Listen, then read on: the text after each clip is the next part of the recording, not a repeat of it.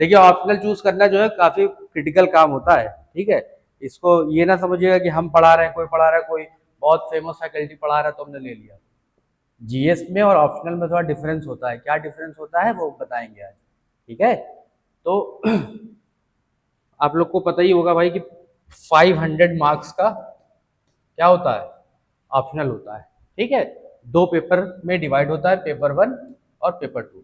देखिए पेपर 1 जो है हम लोगों का यहाँ पे which is fundamental of sociology, ठीक है, पेपर 1।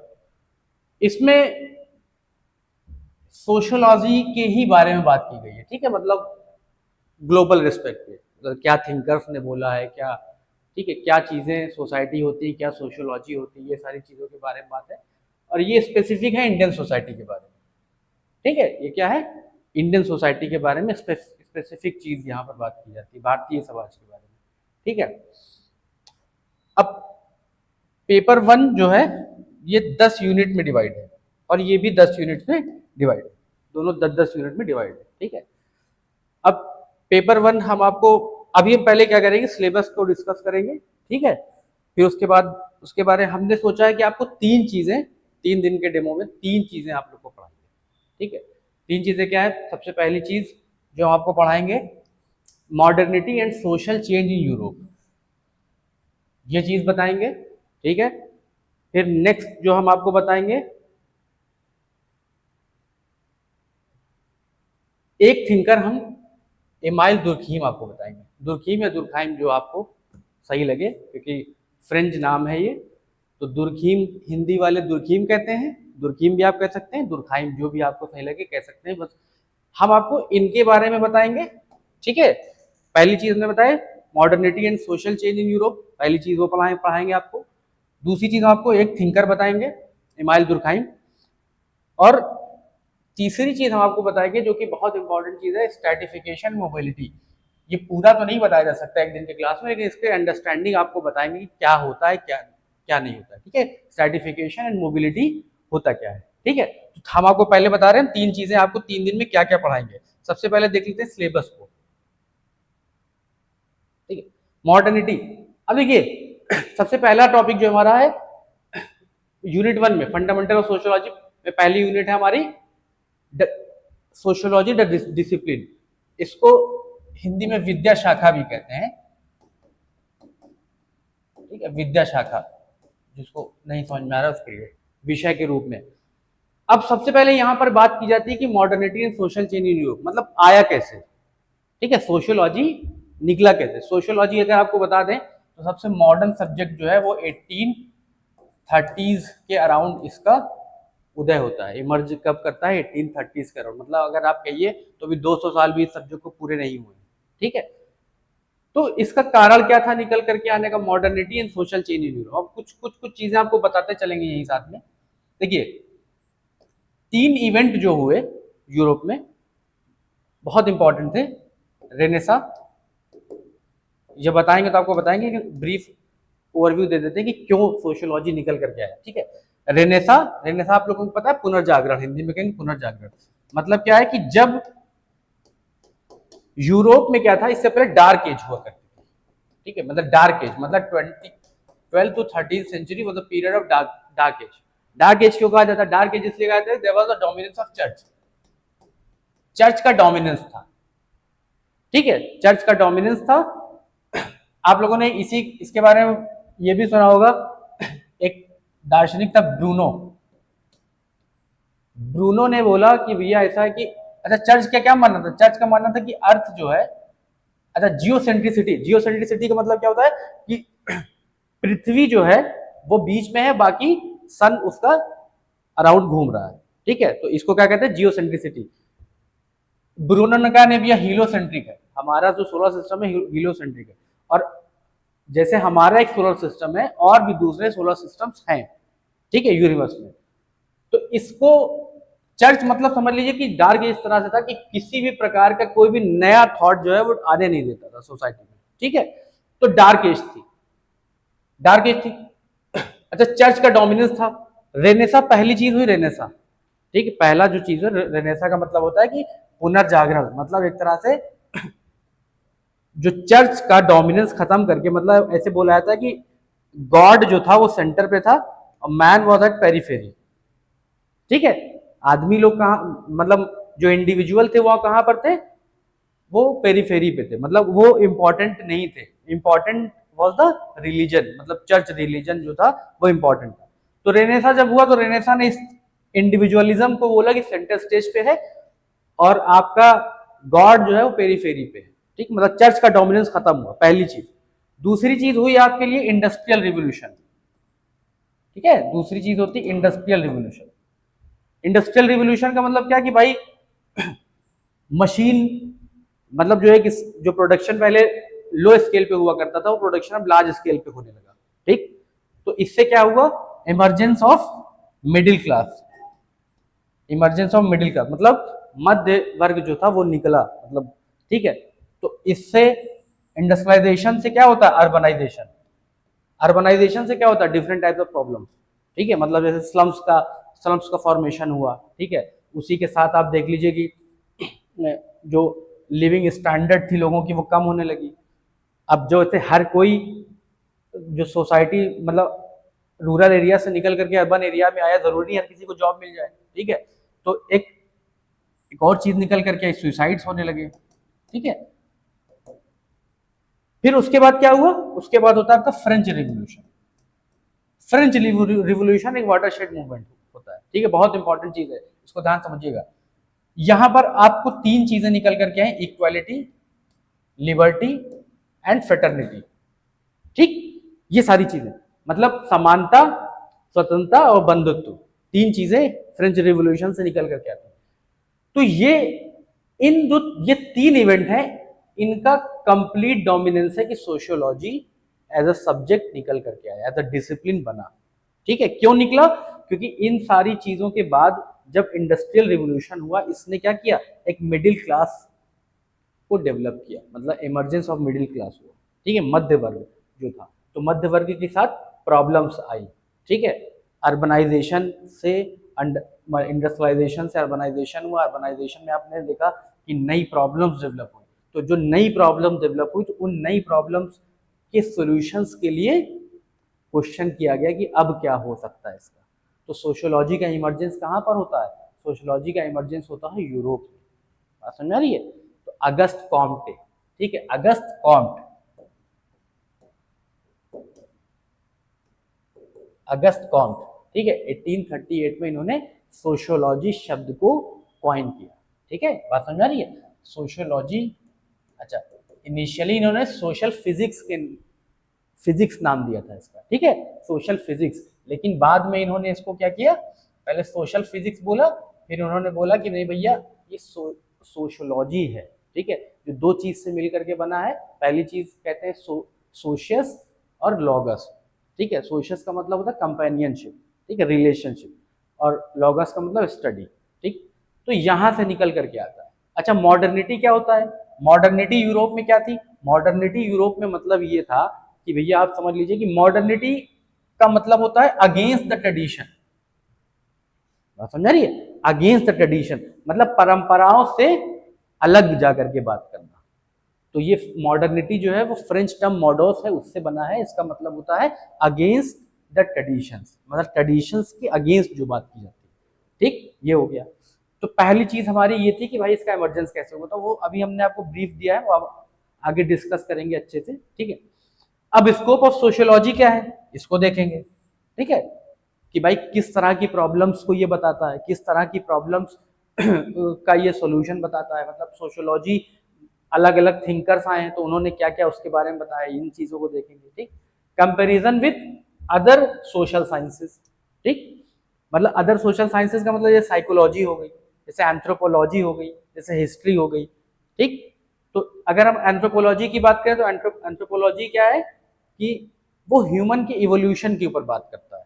ठीक है, ह्यूमन की इवोल्यूशन के ऊपर करता है, ट्राइबल सोसाइटीज का, प्रिमिटिव सोसाइटीज की बात करता है, जो प्राचीन समाज रहा है उन सब की बात करता है। ठीक, लेकिन सोशियोलॉजी क्या है, सोशियोलॉजी एक पूरे समाज के बारे में बात करता है। इसी तरह अगर साइकोलॉजी की बात करें तो साइकोलॉजी क्या है कि भाई ह्यूमन बिहेवियर के ऊपर बात करता है, उसका सब्जेक्ट मैटर क्या है, ह्यूमन बिहेवियर है। और अगर हिस्ट्री की बात करें तो हिस्ट्री जो है पास्ट की बात करता है, तो इन सब के साथ रिलेशन इसका देखा जाएगा। ठीक ये एक बहुत इंपॉर्टेंट टॉपिक है, मतलब हमको पर्सनली ये बहुत अच्छा लगता है। ठीक है, सोशियोलॉजी एंड कॉमन सेंस का मतलब क्या है? सोशियोलॉजी और कॉमन सेंस का मतलब ये है कि कॉमन सेंस का मतलब क्या होता है? आपके पास एक कंसीव्ड नोशन, आपके पास जो पहले दिमाग में चल रहा हो, है ना, अब आप जो चीज को देख करके समझ रहे हैं। अच्छा, इसके बारे में हम 2-3 इवेंट आपको बताएंगे। ठीक है, तो उन इवेंट के बारे में आप बाद में आप समझेंगे कि हाँ भाई हम क्या कहना चाह रहे हैं, इसमें कॉमन सेंस और सोशियोलॉजी डिफरेंस कैसे। अगर हम आपको बताएं तो आप लोगों ने अभी एक देखा होगा, एक टेनिस खेलने वाली एक लड़की थी गुड़गांव में। ठीक है, उसके फादर ने उसका मर्डर कर दिया। ठीक है, उसके फादर ने क्या कर दिया? उसका मर्डर कर दिया। पहला केस सुनिए, आप लोगों ने पेपर में पढ़ा कि उसका फादर जो था वो उससे इस बात से परेशान था कि मेरी लड़की, मैं अपनी मतलब मेरी लड़की, अपनी लड़की के ऊपर मैं डिपेंडेंट। ठीक, आप लोगों ने पेपर पढ़ा, आप लोगों ने कहा कि अरे यार ये तो यार बहुत गलत काम है। क्यों? क्योंकि आपने, आपके पास कॉमन सेंस से एक चीज पता चल रही है आपको, है ना, कि हाँ भाई ऐसा हो सकता है, ऐसा हुआ है।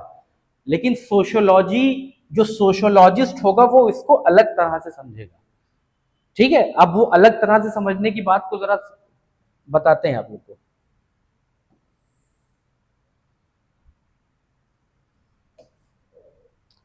देखिए, अलग तरह की हम बात क्या कहना चाह रहे हैं? अगर हम कहें गुरुग्राम, ठीक है, कैसी, आज के 20-25 साल पहले कैसी सोसाइटी थी, जब और पीछे से आप चले जाइए तो कैसी सोसाइटी? रूरल सोसाइटी थी। ठीक है, कैसी सोसाइटी थी? रूरल सोसाइटी थी। ठीक, तो रूरल सोसाइटी थी, तो वहां पर उसके बाद हुआ क्या? जमीनों को खरीदा गया। ठीक है, लैंड एक्विजिशन किया गया, और लैंड एक्विजिशन करने के बाद जितने भी लोग थे, है ना, जो भी मतलब बड़े बड़े किसान थे जिनकी बड़ी बड़ी जमीनें थी, उन लोगों को जमीन मतलब उनसे जमीन खरीद करके उनको पैसा दिया गया, बोला गया कि आप क्या करना है, अब आपको यहीं रहना है। ठीक है, अच्छा, जो अब वो क्या, अब वो किसका पार्ट हो गया? सडनली रूरलाइजेशन से देवर पार्ट ऑफ द अर्बनाइजेशन, वो अर्बनाइजेशन का पार्ट हो गया। ठीक है, लेकिन उनका जो माइंड है, जो उनका माइंड था वो कैसा था? रूरल माइंडसेट था। ठीक है, तो अर्बनाइजेशन, ठीक है, तो अर्बनाइजेशन, तो अब उनके बच्चे किनके साथ इंटरेक्ट कर रहे हैं? उन्हीं बच्चों के साथ जो अर्बन माइंडसेट के, ठीक है, जो किसके? अर्बन माइंडसेट के। तो इससे एक मतलब कंफ्लिक्ट ऑफ इंटरेस्ट डेवलप होता है इस तरह से। तो कैपिटलाइजेशन, अब उस लड़की की डेथ का रीजन सोशियोलॉजिस्ट क्या कहेगा? कैपिटलिज्म ही उसकी डेथ का कारण है। क्यों? क्योंकि मतलब अनचेक्ड अर्बनाइजेशन, मतलब आप कह लीजिए कि शहरों में हुआ तो इंफ्रास्ट्रक्चर का अर्बनाइजेशन हुआ, लेकिन माइंडसेट का अर्बनाइजेशन नहीं हो पाया। बात समझ आ रही है क्या कहना चाह रहे हैं हम? ठीक कि जो एक यहां पर आप कारण देख सकते हैं, वो किस कारण से है? क्योंकि जो उसका फादर है, अच्छा एक और चीज बता दें, उसकी फ्रेंड का एक मतलब वीडियो इंस्टाग्राम पर भी आया, उसने बोला कि उसके पास काफी रिस्ट्रिक्शंस थी। भाई एक नेशनल प्लेयर है तो उसको शी मस्ट बी लिबरेटेड, उसको आजादी होनी चाहिए। ठीक है, लेकिन अगर आप यहाँ पर देखिए उसकी उसकी फ्रेंड क्या कह रही है? उसकी फ्रेंड कहती है उसके पास काफी रिस्ट्रिक्शंस थी।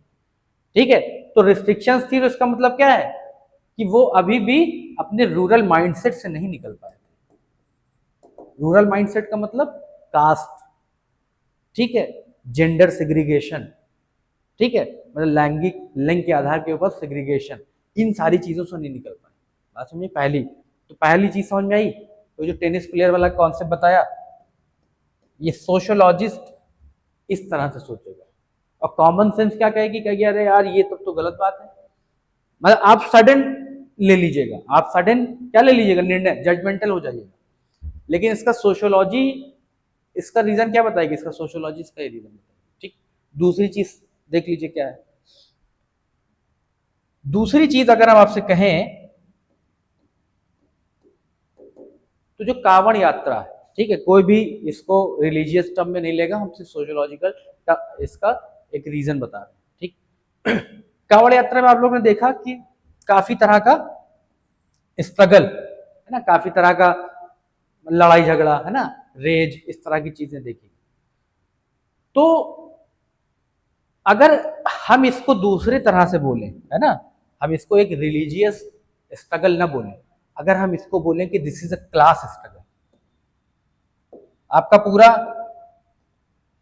का पूरा उसको क्या कहते हैं, जो आपका प्री कंसीव नोशन है वो डिस्ट्रॉय होने वाला है इसमें, ठीक है। देखिए कैसे होने वाला है, हम कह रहे हैं कि ये क्लास स्ट्रगल है, ये रिलीजियस स्ट्रगल नहीं है, ये क्लास स्ट्रगल। क्लास का मतलब क्या होता है, वर्ग,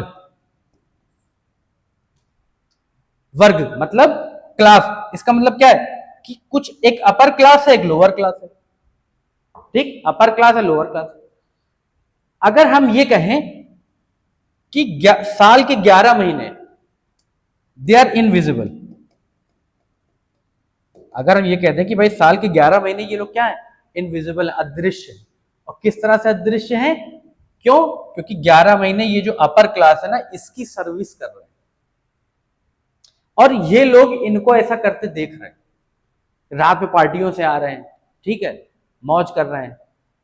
तो एक महीना जो है इन्होंने इसको अपना महीना समझा है, ये क्लास का एक स्ट्रगल है कि रेज हो रहा है, ठीक है। मतलब आप समझ लीजिए कि जो जो वीडियोस में दिखता है वो एक रेज दिखता है कि गए उसको तोड़ डाला, रास्ते में किसी को मार दिया, कुछ भी कर दिया, तो वो एक, उसको रिलीजियस सेंटीमेंट से मत देखिए, this is a class struggle, क्योंकि ये लोग 11 महीने इनविजिबल हैं,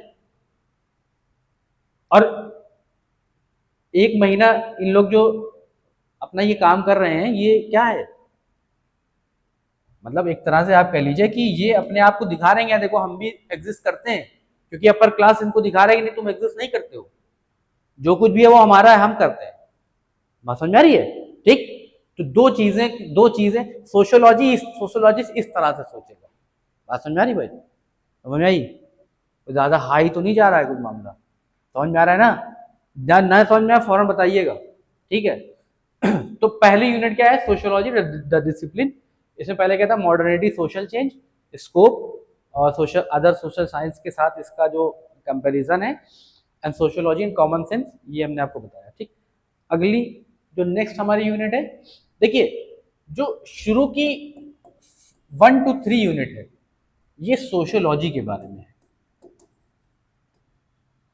ठीक है, सोशियोलॉजी के बारे में।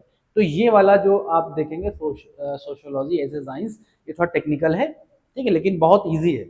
आपको बता देते हैं, अब जैसे देख रहे होंगे पॉजिटिविस्ट, है ना, पॉजिटिविस्ट, तो पॉजिटिविस्ट मतलब ये एक मतलब जो सोशियोलॉजिस्ट है इनकी विचारधारा है। इसका मतलब क्या है कि भाई इन्होंने क्या कहा, इन्होंने कहा कि जो कुछ भी हो रहा है सोसाइटी में वो कॉज और इफेक्ट है, कॉज और इफेक्ट है, ठीक है, मतलब कारण है और उसका प्रभाव के रूप में ही हो रहा है, ठीक।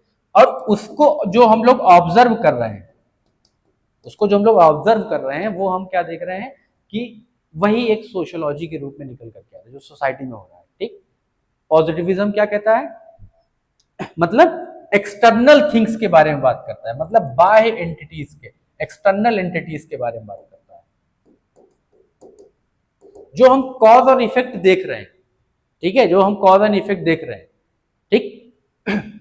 नॉन पॉजिटिविस्ट क्या कहता है, नॉन पॉजिटिविस्ट कहते हैं कि भैया ऐसा है कि इंसान की कुछ इंटरनल फीलिंग्स भी तो होती हैं, तो उसको क्यों नहीं किया जाता है, ठीक है, उसको क्यों नहीं ले।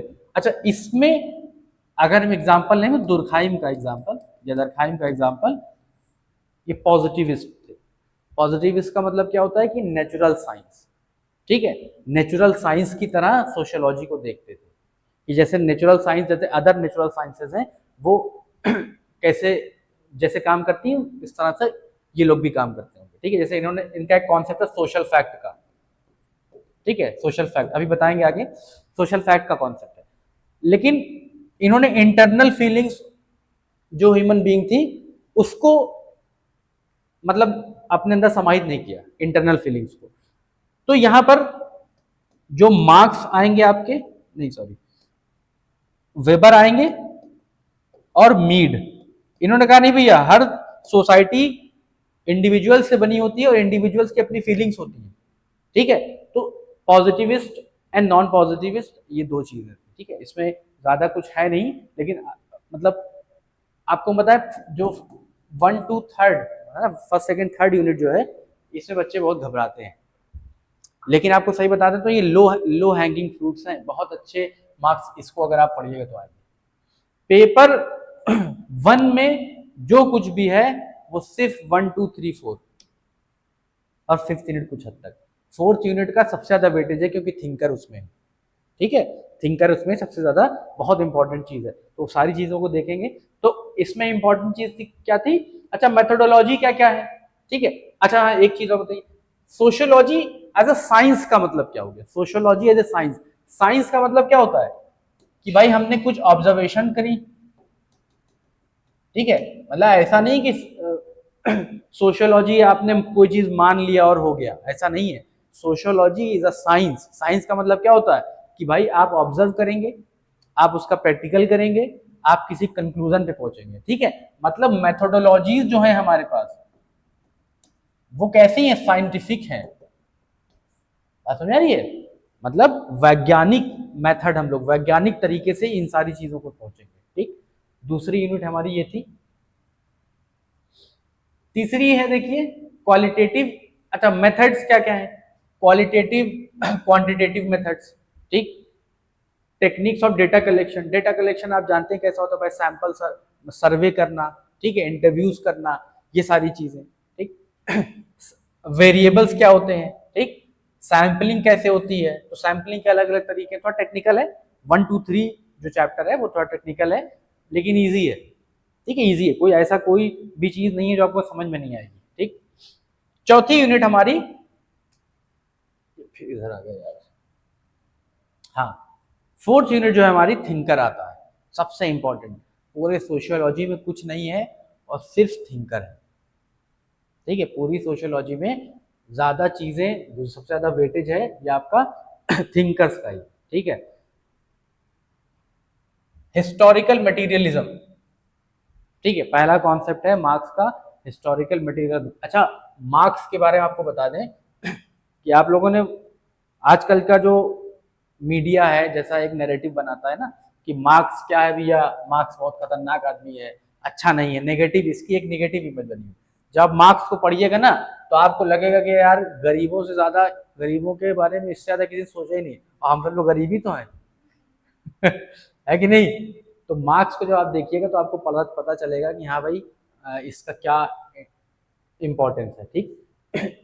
पहली चीज इसका देखेंगे, हिस्टोरिकल मटेरियलिज्म। हिस्टोरिकल मटेरियलिज्म कुछ नहीं है, हिस्टोरिकल मटेरियलिज्म का मतलब क्या है कि कैसे सोसाइटी इवॉल्व होती जा रही है, ठीक है। मटेरियलिज्म का मतलब क्या है कि सोशल और इकोनॉमिक स्ट्रक्चर, इसको जब देखेंगे तो अच्छे से बात करेंगे इसके बारे में। मोड ऑफ प्रोडक्शन, ठीक है, मोड ऑफ प्रोडक्शन, प्रोडक्शन मतलब क्या है भाई, किसी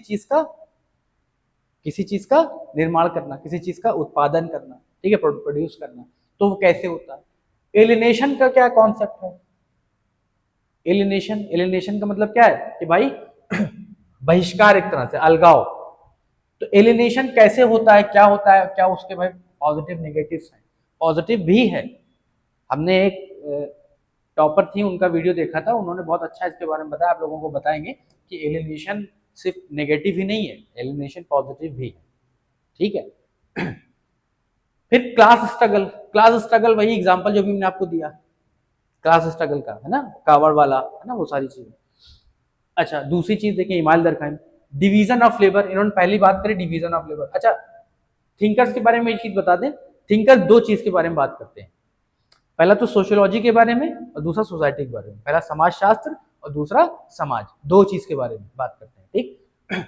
तो इमाइल दरखाइम जो है उन्होंने division of labour, division of labour का मतलब क्या है, डिवीजन ऑफ लेबर का मतलब क्या है, जैसे अगर आप किसी फैक्ट्री में जाइए तो सब काम एक ही व्यक्ति तो करता नहीं, क्या करते हैं, अलग अलग करते हैं। तो जब फैक्ट्रीज नहीं थी तो सोसाइटी किस तरह की थी, ठीक, अच्छा, डिवीजन ऑफ लेबर के बारे में बताते हैं, इसको सबसे पहले एडम स्मिथ ने बताया था।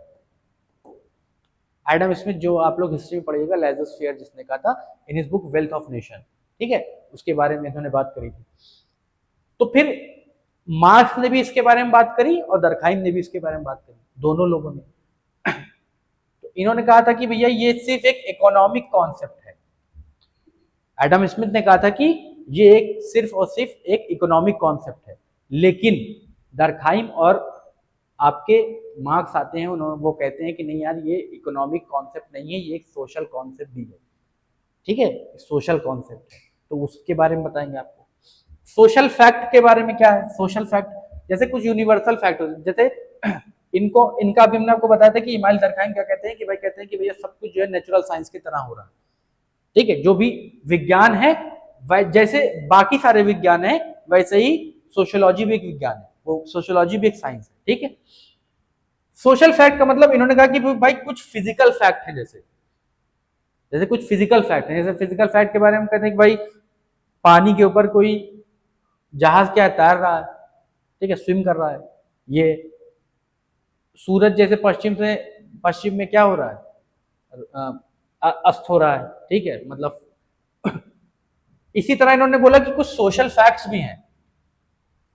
सोशल फैक्ट का मतलब क्या हो गया कि ऐसी चीजें जिससे समाज चल रहा है, ठीक है, जैसे हम लोग क्या कहते हैं कि हम कहते हैं कि भैया हम लैंग्वेज क्या है, एक सोशल फैक्ट है, ठीक है, हम कहते हैं कि भाई हम लोगों का ड्रेसिंग सेंस क्या है, एक सोशल फैक्ट है, हम लोगों की फूड हैबिट्स क्या है, एक सोशल फैक्ट, ठीक है। तो इसी तरह से इन्होंने सोशल फैक्ट बताया कि हाँ भाई ये चीजें सोशल फैक्ट होती है। जैसे कि इन्होंने सोसाइड को भी एक सोशल फैक्ट बोला। दरखाइम की एक खासियत कह लीजिए या कुछ भी कह लीजिए, उन्होंने हर चीज को सोशियोलॉजी से लिंक कर दिया, ठीक है, हर चीज को सोशियोलॉजी से लिंक करा। तो सोसाइड का इन्होंने कहा कि भैया सोसाइड जो है वो सिर्फ और सिर्फ एक साइकोलॉजिकल प्रॉब्लम नहीं है, सोसाइड क्या है, एक सोशल प्रॉब्लम, ठीक है। और दरखाइम कहते हैं कि भाई कुछ ना कुछ प्रॉब्लम सोसाइटी में रहनी चाहिए, इससे पता चलता है कि हाँ भाई सोसाइटी है। ऐसा नहीं है कि आप एकदम आइडियल यूटोपियन सोसाइटी नहीं बना के रह सकते हैं, ठीक है। तो ये सारी चीजें रिलीजन एंड सोसाइटी इन्होंने बताया। तो अगर हम इसमें आपको डिवीजन की बात करें तो आपको इन चार चीजों में क्या सोसाइटी के बारे में लगता है और क्या सोशियोलॉजी के बारे में लगता है, सिर्फ जरा सा ये बताइए। ये चार जो डिवीजन ऑफ लेबर और social fact, society, religion, society है, इन चार में से क्या सोसाइटी है और क्या सोशियोलॉजी है, मतलब क्या समाज शास्त्र है और क्या समाज के बारे में, सिर्फ ऐसा गेस करिए।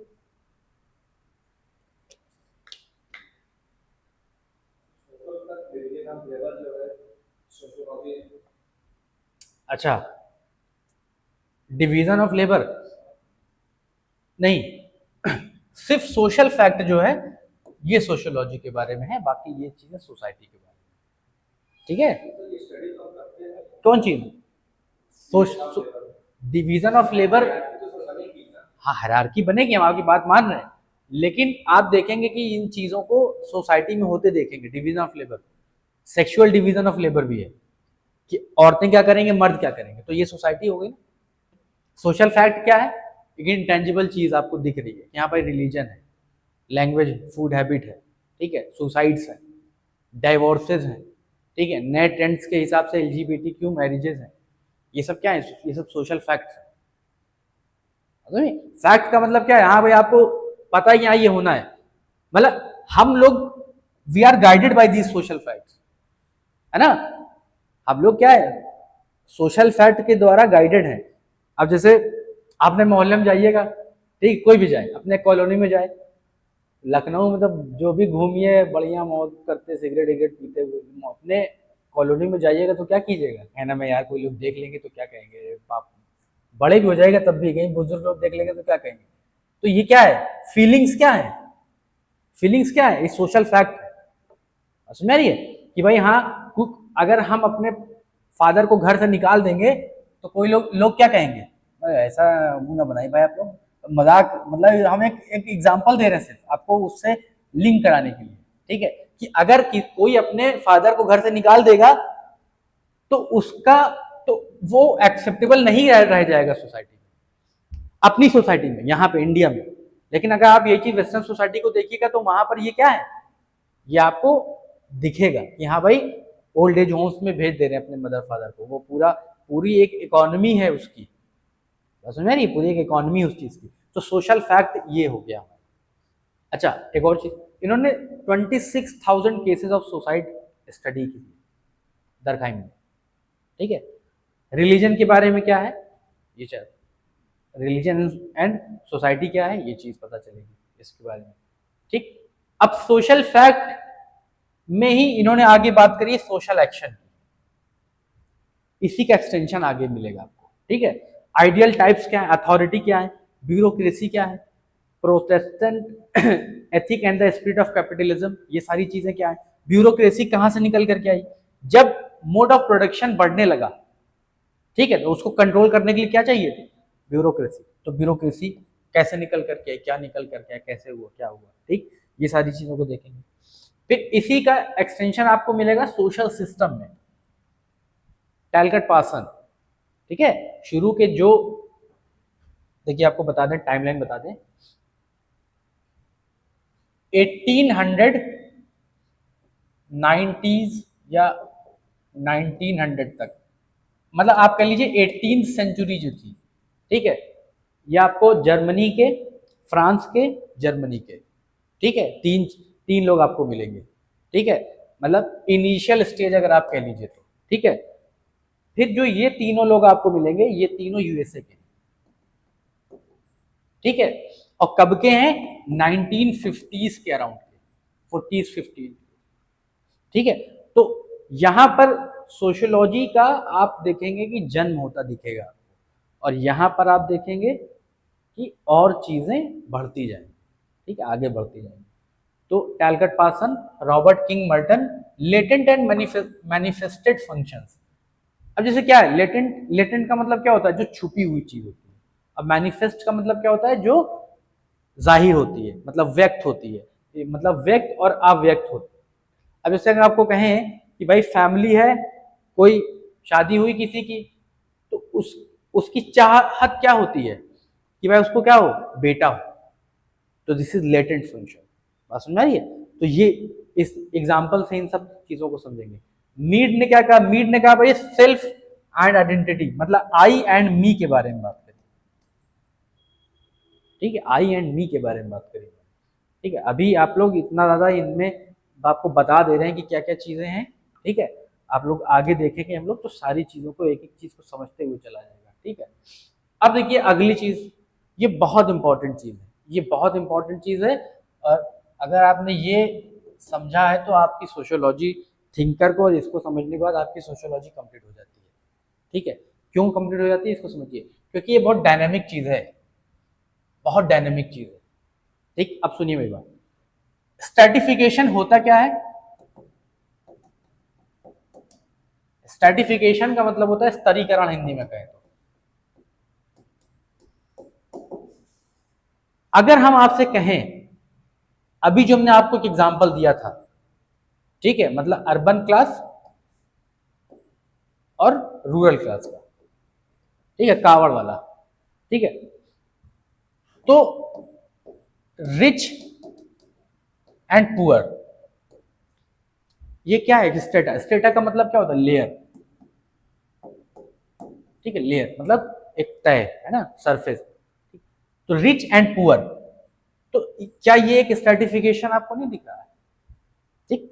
अगर हम आपसे कहें कि वर्ण व्यवस्था क्या है, एक स्ट्रैटिफिकेशन ही तो है, आप समझ रही है, स्ट्रैटिफिकेशन ही तो है, ठीक। और दूसरी चीज समझिए, अगर हम आपसे कहें कि कोई रीसेंट एग्जांपल आप दे दीजिए स्ट्रैटिफिकेशन का, कोई रीसेंट एग्जांपल दे दीजिए। कल के पेपर में बहुत अच्छा आर्टिकल था, मतलब न्यूज़पेपर में बहुत अच्छा आर्टिकल था, ठीक है, वो था, वो बात कर रहा था अर्बन फियर के बारे में। हमने वहीं से इसको उठाया, आज कल ही हमने पढ़ा और आज हमको एग्जांपल देना पड़ा, कितना डायनेमिक चीज है। अब आप लोगों ने देखा अर्बन फियर क्या है, अर्बन फियर आप लोग देखो गुड़गांव के अंदर बंगाली कॉलोनीज को देखा जा रहा है कि उनको हटाया जा रहा है। बंगाली बंगाली जो स्पीकिंग लोग हैं उनसे क्या कहा जा रहा है, अगर आप लोग भागिए, और वो लोग छोड़ छोड़ करके जा रहे हैं। ठीक है, क्यों क्यों जा रहे हैं? क्योंकि एक अर्बन फियर डेवलप किया गया, उस आर्टिकल को जाकर के पढ़िएगा आप लोग। ठीक है, तो अर्बन फियर का मतलब क्या है कि हाँ भाई इन लोगों से आपको खतरा है, ये क्या है, खतरे खतरे वाले लोग हैं। तो इन लोग कैसी कॉलोनी वाले लोग हैं, अर्बन सोसाइटी जो किस तरह की, गेटेड कॉलोनी, जो आप लोग देखते होंगे अलीगंज और इन सब में गेटेड कॉलोनी है ना, कपूरथला में गेटेड कॉलोनीज। और इन लोग क्या है, जो पुअर लोग हैं, they are living in their own community, मतलब कहीं कहीं पर भी बसेरा बना लिया, स्लम बना लिया, कुछ भी बना लिया। तो दिन भर तो ये लोग इनसे काम करवाते हैं, लेकिन रात में क्या है, ये इनके लिए खतरनाक हो जाते हैं। ऐसा फियर बनाया जा रहा है। बात समझ आ रही है? तो क्या ये एक स्ट्रैटिफिकेशन आप नहीं देख रहे हैं? बात समझ आ रही है? स्ट्रैटिफिकेशन है कि नहीं है? ठीक, तो इसको ये स्ट्रैटिफिकेशन काफी डायनेमिक चीज है ये। तो आप लोग न्यूज़पेपर पढ़िए और उसमें से चीजों को एग्जाम्पल ऐसे ऐसे लिखिएगा तो आपको बहुत बढ़िया मार्क्स मिलेंगे। ठीक है, कनेक्टिविटी, बाकी फिलहाल हम तो कनेक्टिविटी कराएंगे ही, लेकिन आप लोग खुद से भी देखिएगा तो काफी अच्छा रहेगा। ठीक है, तो स्ट्रैटिफिकेशन, अच्छा क्या स्ट्रैटिफिकेशन जो है किस किस बेसिस पे है स्ट्रैटिफिकेशन?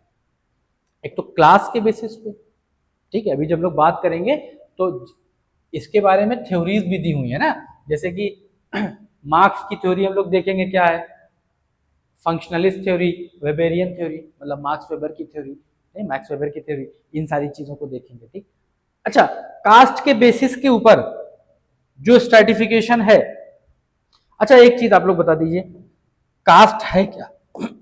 What is caste? जल्दी बता दीजिए भाई, आप पढ़ा चुके हैं सोसाइटी आप लोग को, कास्ट है क्या? बहुत सही, तुम बताओ, तुम तो पढ़े हो। हाँ, माइंड सेट है? नहीं माइंड सेट नहीं है, माइंड सेट से ज्यादा है। सर ये डिस्क्रिमिनेशन करती है, शादियों के साथ करवा देती है कास्ट।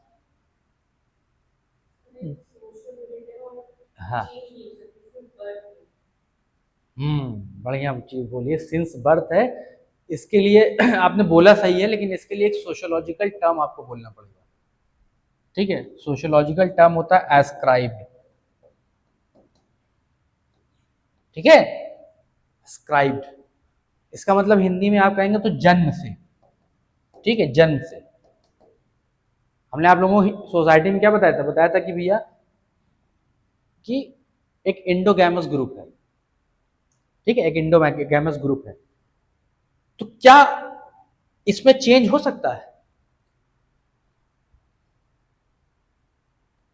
क्या कास्ट की जो प्रायोरिटीज हैं वो चेंज हो सकती हैं? एक तरीका आपको बताया था, याद करिए,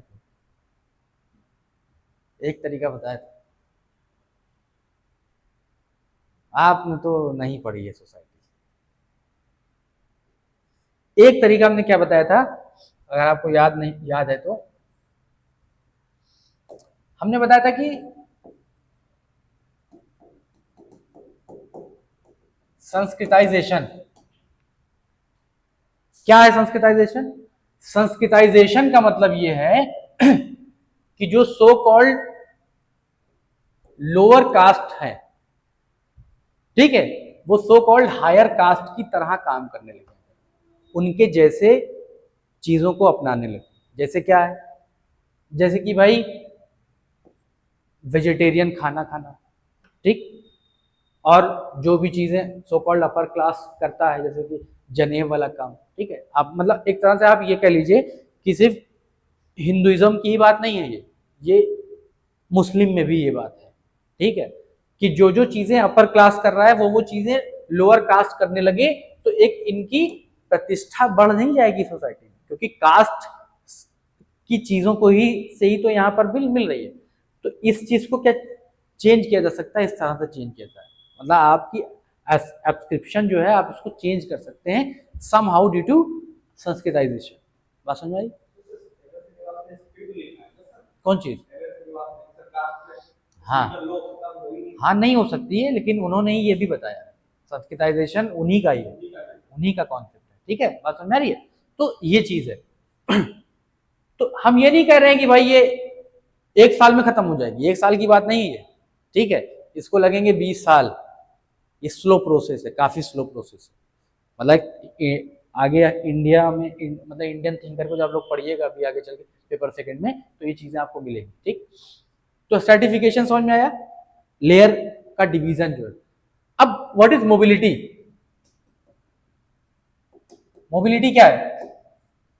मोबिलिटी का मतलब ये है कि जैसे सपोज करिए कि हम किसी गरीब परिवार से थे, ठीक है, हम किसी गरीब परिवार से थे और हमारी तैयारी करने हम आईएएस बन गए। तो हम हिरार्की में अगर बोला जाए कि पुअर्स और रिच, तो हम कहीं यहाँ पे मूव करके यहाँ आ गए कि नहीं? इसी को बोलते हैं मोबिलिटी, अपवर्ड मोबिलिटी। बात समझ आई? गतिशीलता, ठीक। ये यूनिट किस चीज के बारे में बात समझ में आएगी आप लोग को? पहली चीज क्या है? सर्टिफिकेशन, दूसरी मोबिलिटी।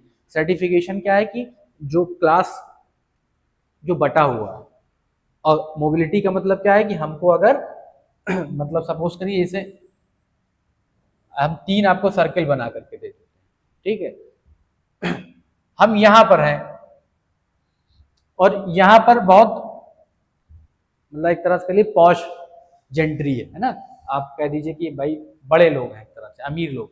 तो हमारी हमको हमको यहां से यहां तक पहुंचना हमारा क्या कहलाएगा? मोबिलिटी। बात समझे? मोबिलिटी। तो इसके बारे में भी चीजें हम लोग देखेंगे, क्या है ना, डायमेंशंस क्या है। हाँ, ये तो डायमेंशन लास्ट जो टॉपिक होगा ये सोशल मोबिलिटी, ठीक है। कुछ ओपन सिस्टम है, कुछ क्लोज सिस्टम है ना, मोबिलिटी के कुछ ओपन सिस्टम है, कुछ क्लोज सिस्टम है, ठीक, ये सारी चीजें, ठीक है। अब हम लोगों की जिंदगी काफी आसान हो जाएगी यहाँ पहुंचने के बाद, ठीक है। जो लास्ट की जो आपकी जो 5 जो यूनिट है वो काफी इजी है, ठीक है। इजी इन द सेंस कि जब आपने उन चीजों को देख लेंगे तो आपकी एक अंडरस्टैंडिंग डेवलप हो जाएगी और यहाँ पर आते आते काफी चीजें ओवरलैप होने लगेंगी दोबारा से, ठीक है। तो formal and informal organisation of work, ये आप लोग जानते ही कुछ हद तक। बस देखिए, आपको बताते हैं कि जीएस में और ऑप्शनल में एक बहुत माइन्यूट डिफरेंस है, इस बात को समझ लीजिए। जीएस में क्या है, ये आपका व्यू मांगेगा, है ना, आपका व्यू मांगेगा। लेकिन ऑप्शनल क्या कहता है कि भाई सोशियोलॉजिस्ट क्या सोचते हैं इसके बारे में, ठीक है। मतलब ज्यादा इसकी सब्जेक्टिविटी ज्यादा है, इसकी सब्जेक्टिविटी ज्यादा है, मतलब विषय परकता इसकी ज्यादा है। मतलब ये इसमें आपको किसका, आपका सब्जेक्ट का ज्ञान होना जरूरी है, ठीक है। तो इसमें आप भाई काम चला लीजिएगा, सोसाइटी पढ़ के जाइए और बेसिक बेसिक चीजें लिख के चले आइए तो आपको नंबर मिल जाएंगे। लेकिन आपको यहाँ पर भाई बताना पड़ेगा, बात समझ आ रही है, यहाँ पर आपको बताना पड़ेगा कि सोशियोलॉजिस्ट क्या सोचते हैं इसके बारे में, ठीक है। तो यही सारी चीजें, सोशल ऑर्गेनाइजेशन ऑफ वर्क, है ना, कि भाई काम किस तरह से बटा हुआ है डिफरेंट सोसाइटीज में, किस तरह से टाइप ऑफ सोसाइटीज, जैसे पहले स्लेव सोसाइटी हुआ करती थी, ठीक है, फ्यूडल सोसाइटीज हुआ करती थी, इंडस्ट्रियल कैपिटलिस्ट सोसाइटी। तो जब आप कैपिटलिस्ट थ्योरीज पढ़ लीजिएगा थिंकर्स की, तो आपको ये पढ़ने में मुश्किल नहीं होगी, बात समझ रही है, इन ये चीजें आसान हो जाएगी। लेबर एंड सोसाइटी, है ना, कि लेबर किस तरह से, श्रम किस तरह से समाज में कंट्रीब्यूट करता है, क्या होता है। अगली चीज हमारी क्या आ जाएगी?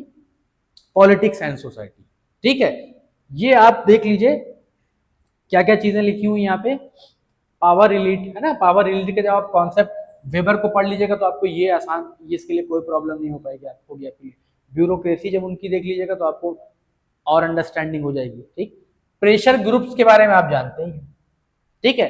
तो ये वाला जो पॉलिटिक्स एंड सोसाइटी है, इट इज GS2,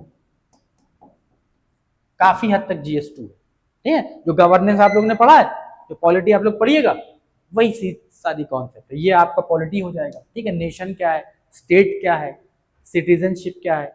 अच्छा, नेशन और स्टेट में कोई डिफरेंस बता सकता है? पॉलिटी जो लोग पढ़ चुके हैं, डिफरेंस बता सकते? नेशन और स्टेट में डिफरेंस बता सकते? चलो ठीक है, नेशन की, इमोशन भी हो सकता है ऐसा, जैसे जर्नलिस्ट थे, एग्जाम का इमोशन लेके चल रहा है, उनके नेशन था, कंट्री तो नहीं इज लाइक हाँ नेवर इज।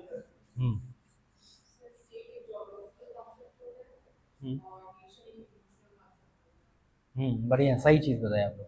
ठीक है, आप नेशन क्या है भाई? नेशन हम लोग मतलब अगर हम कहें कि हम कहीं जाकर के दूसरी जगह बस गए, ठीक है, तो हम भले यहाँ के स्टेट का पार्ट ना हो, लेकिन हम nation as a nation part रहेंगे उसका। क्यों? क्योंकि हमारी नेशनैलिटी क्या है? इंडियन। समझ रही है? हम इंडियन नेशन, बस में डायस्पोरा के पार्ट तो हैं। ठीक है, जैसे अभी क्या था, मोदी जी का दर्शन जो कर रही थी औरत, जो लेडी है ना, वीडियो आप लोगों ने देखी होगी। एक और है अमेरिका में भी, तो वो सब डायस्पोरा जो पार्ट किसका है? They are part of nation. ठीक है, तो ये सारी चीजें बढ़िया, गुड, बढ़िया बताया आप लोगों ने। सोशल मूवमेंट्स क्या थे, है ना, इन सारी चीजों को देखेंगे। प्रोटेस्ट क्या होता है, एजिटेशन क्या होता है, ठीक है, ये सारी चीजें। अगली चीज हम लोग देखेंगे भाई रिलीजन के बारे में। अगली चीज क्या है?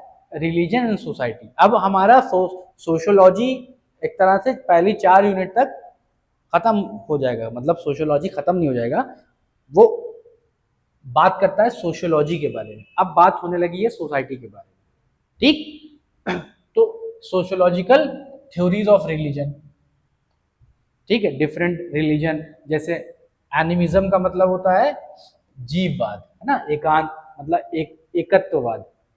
मोनिज्म का मतलब होता है अद्वैतवाद, प्लूरलिज्म। सेक्ट्स क्या होते हैं, कल्ट्स क्या होते हैं, कास्ट, है ना, कास्ट तो खैर नहीं, सेक्ट्स और कल्ट, है ना। सेक्ट्स और कल्ट का मतलब क्या होता है भाई? अगर हमने कहा कि हिंदुइज्म की आप ही बात कीजिए या मुस्लिम्स की बात कर लीजिए, तो सेक्ट का मतलब क्या हो गया भाई? शिया, सुन्नी, वहाबी, है ना, एटसेट्रा, ये सारी चीजें।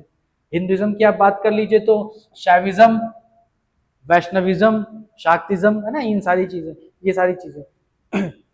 और रिलीजन इन मॉडर्न सोसाइटी, और रिलीजन और साइंस, ठीक, इन सारी चीजें। सेकुलराइजेशन क्या है, रिलीजियस फंडामेंटलिज्म क्या है, रिलीजियस रिवाइवलिज्म क्या है। तो डिफरेंट कॉन्सेप्ट है, इन सारी चीजों को हम लोग देखते हुए चलेंगे आगे।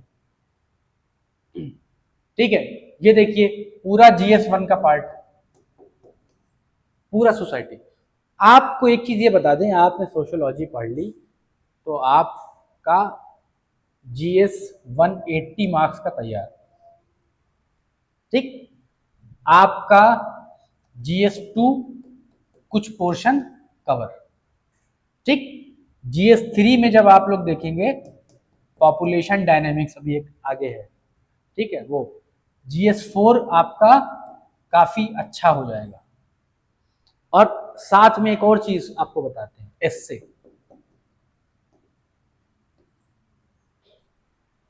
बात समझ आ रही है? तो इतनी चीजों को ओवरलैप करता है सोशियोलॉजी। ठीक, काफी मतलब एक तरह से एक चीज और के काफी जेनरिक सब्जेक्ट है। आप लोगों ने अभी कोई भी ऐसी चीज नहीं सुनी होगी कि जो आपको ना पता हो, जो आप ना जानते हो। समझ आ रही है? आपको हर चीज के बारे में पता है, बस आपको एक डायमेंशन चाहिए कि हाँ भाई सोशियोलॉजिस्ट क्या सोचता है। ठीक है, हाँ हाँ हाँ, कीवर्ड्स तो याद करने पड़ेंगे। कीवर्ड्स याद करने में, जैसे आप कह लीजिए कि सोशल सॉलिडर, वो mechanical solidarity division of labour में आप पढ़िएगा। ऑर्गेनिक सॉलिडरिटी क्या चीज़ है? ठीक है, ये इन चीज़ों के में कुछ करना नहीं है। जो यहाँ नोट्स बनेंगे तो वो सफिशियंट नहीं होंगे, आपको पहले बता दें। हम हमेशा हर चीज़ के लिए कहते हैं, लेकिन इन वाले नोट्स को फेंकना नहीं है आपको, गोमती में नहीं बहाना। इन नोट्स को आपको क्या करना है? इनमें स्पेस छोड़ करके चलना है, इसमें आपको वैल्यू ऐड करना है। ठीक है, इसमें आपको वैल्यू ऐड करना पड़ेगा, आपको और भी चीज़ों को फॉलो करना पड़ सकता है, जैसे बुक्स हो गई, कुछ बुक्स हम बताएंगे, उन चीज़ों को करना पड़ सकता है। ठीक है, ये वाले नोट्स को मत फेंकिएगा, ये वाले नोट्स मत बहाइएगा, क्योंकि ये नोट्स आपका 1 महीने में आपकी पूरी तैयारी करवा देंगे। सोशियोलॉजी काफ़ी छोटा सब्जेक्ट है, ठीक है, इजी है, जेनरिक है काफ़ी, और काफ़ी रिलेटिवली छोटा है और चीज़ों से। ठीक है, और रिलेटिवली इजी तो है ही। और ऐसी चीजें हैं कि जिन चीजों के बारे में आप जानते हैं ना, आप भाई फैमिली पता है आपको, हाउस होल्ड पता है, मैरिजेस के बारे में आप जानते हैं। ठीक, फैमिली के बारे में जानते हैं, patriarchy, sexual division of labour जो भी हमने आपको बताया था कि भाई महिलाएं ये करेंगी पुरुष ये करेंगे, ठीक, इन सारी चीजों के बारे में आपको कुछ कुछ चीजें पता है। कंटेम्प्रेरी ट्रेंड्स क्या क्या है ये भी आप जान रहे हैं, ठीक है। सोशल चेंज, ठीक है, सोशल चेंज की थी मतलब कुछ सोशल मूवमेंट चल रहे हैं तो सोशल चेंज आ रहा है, ठीक है। सोशल चेंज जैसे अगर आपको बात करें तो LGBTQ मैरिजेस के बारे में बात चल रही है, ये भी एक सोशल चेंज है, ठीक। इस तरह से बहुत सारे सोशल चेंज है, ठीक। तो इन सारी चीजों के एजुकेशन और सोशल चेंज में क्या रिलेशन है, क्या एजुकेशन से सोशल चेंज आता है, ठीक। इन सारी चीज को साइंस एंड टेक्नोलॉजी में देखेंगे कि भाई साइंस एंड टेक्नोलॉजी किस तरह से सोशल चेंज को बढ़ाता है और उनमें क्या रिलेशन है, ठीक है। साइंटिफिक टेम्परामेंट होना चाहिए, ठीक है। तो यहां पर हमारा पेपर 1 खत्म होता है, आप समझ रही है, यहाँ पर हमारा पेपर 1 खत्म होता है। अभी आप लोग को PDF सर दे देंगे, ठीक है, सिलेबस की PDF आपको सर दे देंगे, ठीक है। तो यहाँ पर हमारा पेपर 1 खत्म होता है जो कि सोशियोलॉजी के बारे में बात कर रहा है। अब यहाँ हम लोगों को सिर्फ और सिर्फ किसके बारे में बात पढ़ना है, सेकेंड पेपर में इंडियन सोसाइटी। ये 3 पार्ट में डिवाइड है, ठीक है, ये 3 पार्ट में डिवाइड है। पहला पार्ट क्या है, इंट्रोड्यूसिंग इंडियन सोसाइटी, ठीक है, पहला पार्ट। इसमें perspective on the society of Indian society, ठीक है, स्टडी इंडियन सोसाइटी। तो 3 थिंकर्स हैं बेसिकली, GS घुरिये, ठीक है, श्रीनिवासन जिनका अभी नाम लिया था, जिनको संस्कृताइजेशन इन्हीं का कॉन्सेप्ट है, ठीक है। तीसरी चीज है AR देसाई, ठीक है, और 2-3 थिंकर और है, आंद्रे बेते, लुई दोर्मो, इन लोगों को भी देखना है, ठीक है। तो ये सारी चीजें हैं, ठीक। Impact of colonial rule on Indian society, तो ये आपको GS1 में सोसाइटी थोड़ा सा हिस्ट्री से लिंक करेगा आपका जा करके, ठीक है। तो वो सारी चीजें, मॉडर्नाइजेशन ऑफ इंडियन ट्रेडिशन, ठीक है, social background of Indian nationalism, कैसा सोशल बैकग्राउंड था, आप लोगों ने NCERT में थोड़ा बहुत उसके बारे में जानते ही होंगे कि भाई किस तरह से नेशनलिज्म आगे आया, किस तरह से नेशनलिज्म बढ़ा, ठीक है। Protest and movements during the colonial rule, society मतलब ये आप हिस्ट्री से आपका लिंक होगा कि कैसे कैसे मूवमेंट थे, क्या क्या थे। सोशल रिफॉर्म जो आप लोगों ने देखा, ये जो सोशल रिफॉर्मर्स थे, विद्यासागर हो गए, ठीक है, राम मोहन राय हो गए, इन लोग के बारे में यहाँ पर देखना होगा, ठीक है। हाँ, अगली चीज है रूरल एंड एग्रेरियन स्ट्रक्चर, ये पार्ट B स्टार्ट होता है। दो यूनिट किसकी थी, पार्ट A में 2 यूनिट थी, ठीक है।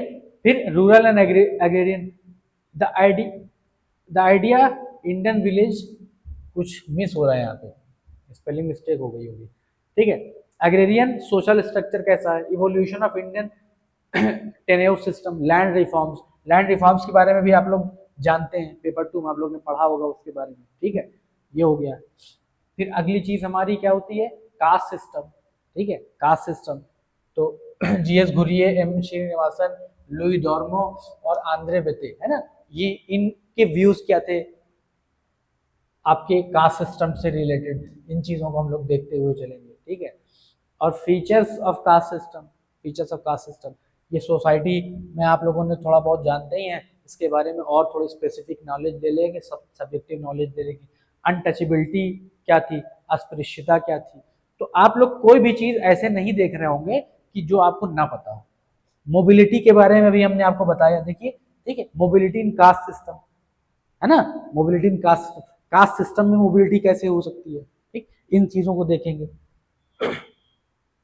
ट्राइबल कम्युनिटीज, ठीक है, ट्राइबल कम्युनिटीज, तो भाई ट्राइब से रिलेटेड जो भी बातें हैं उसके बारे में हम लोग यहाँ पे ये देखेंगे, ठीक है।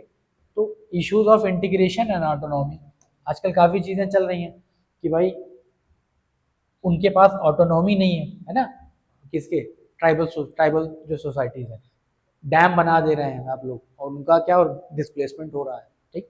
जियोग्राफिकल स्प्रेड देखेंगे, कॉलोनियल पॉलिसीज एंड ट्राइब देखेंगे, जो कॉलोनियल जो आप देखेंगे ट्राइबल मूवमेंट थे, है ना, उन सारी चीजों को भी इसमें।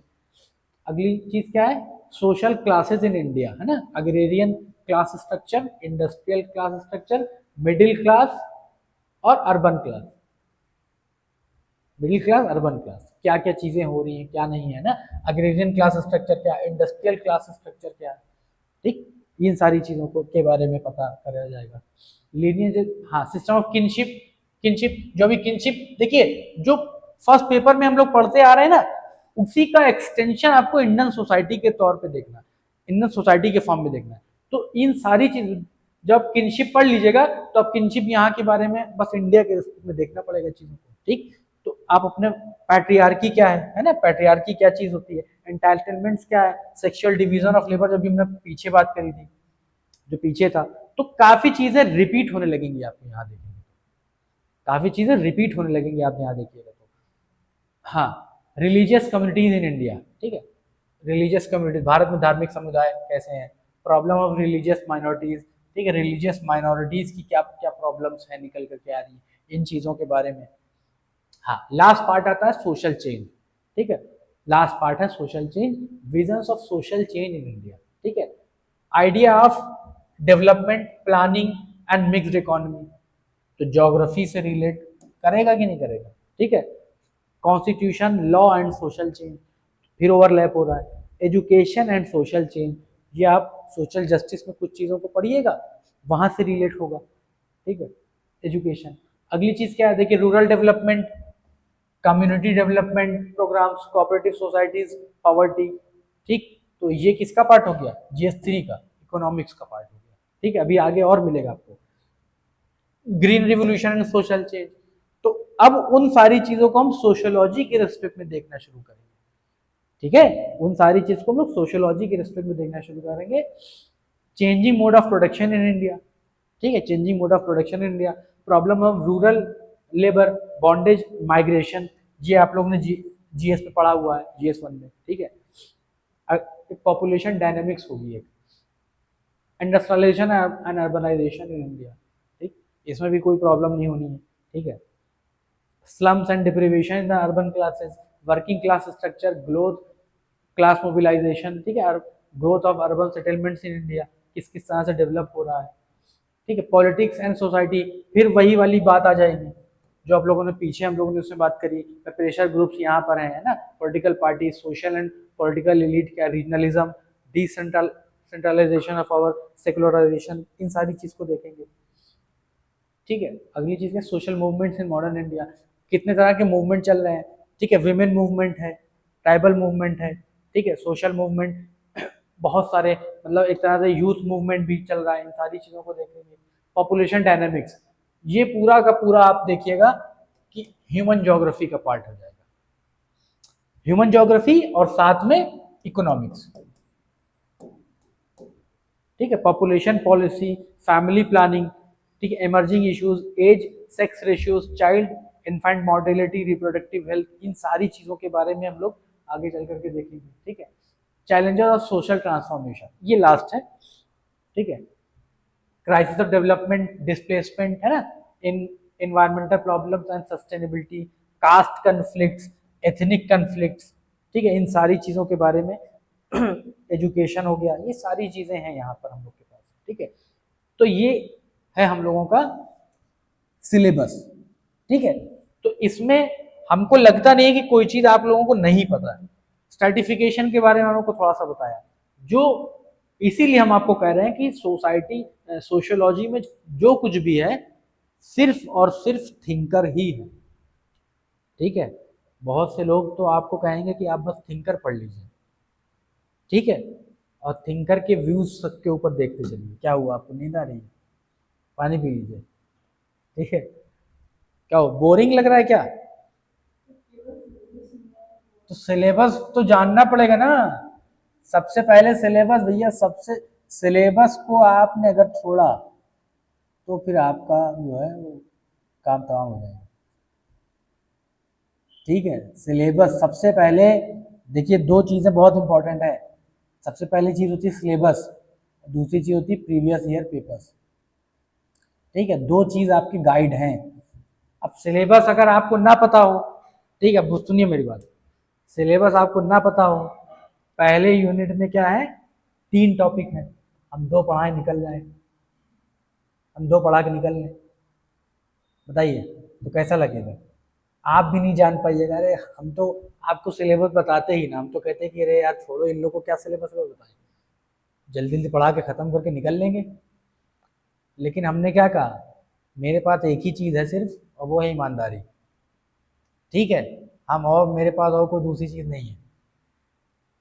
हम एक एक चीज़ जो लिखी हुई है वो पढ़ाएंगे आपको, जो सिलेबस बता रहा है वो बताएंगे। तो हम चाहते तो आपको ना बताते, हम आते सीधे rise modernity and social change in Europe की बात कर देते आकर के। ये आप ही के भले के लिए है कि भाई आपको पता रहना चाहिए क्या पढ़ना है और क्या छोड़ना है। ठीक है चलिए, अच्छा अब आगे चलते हैं, है ना। आप लोगों को थोड़ा बहुत, और कितना देर हो गया, हम टाइम नहीं दिखा रहे हैं। अभी 1 ही घंटा हुआ है भाई, अभी कहाँ, अभी तो 1 ही घंटा हुआ है। ठीक है, थोड़ा बहुत बस आप लोगों को बता देते हैं कि क्या हुआ सोशल चेंज, मतलब पहला वाला टॉपिक जो हमको बताना चाह रहे थे।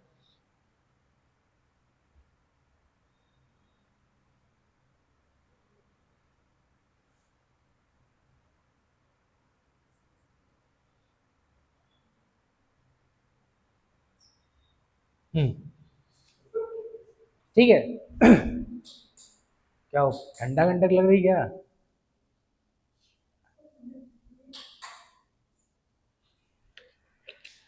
हमको गर्मी लग रही है, आपको ठंडक लग रही है। चलिए, अब ये चीज आप लोग समझ लीजिए कि सोशियोलॉजी अगर आप लेंगे तो आपको अराउंड 800 मार्क्स का बेनिफिट मिल सकता है। कैसे?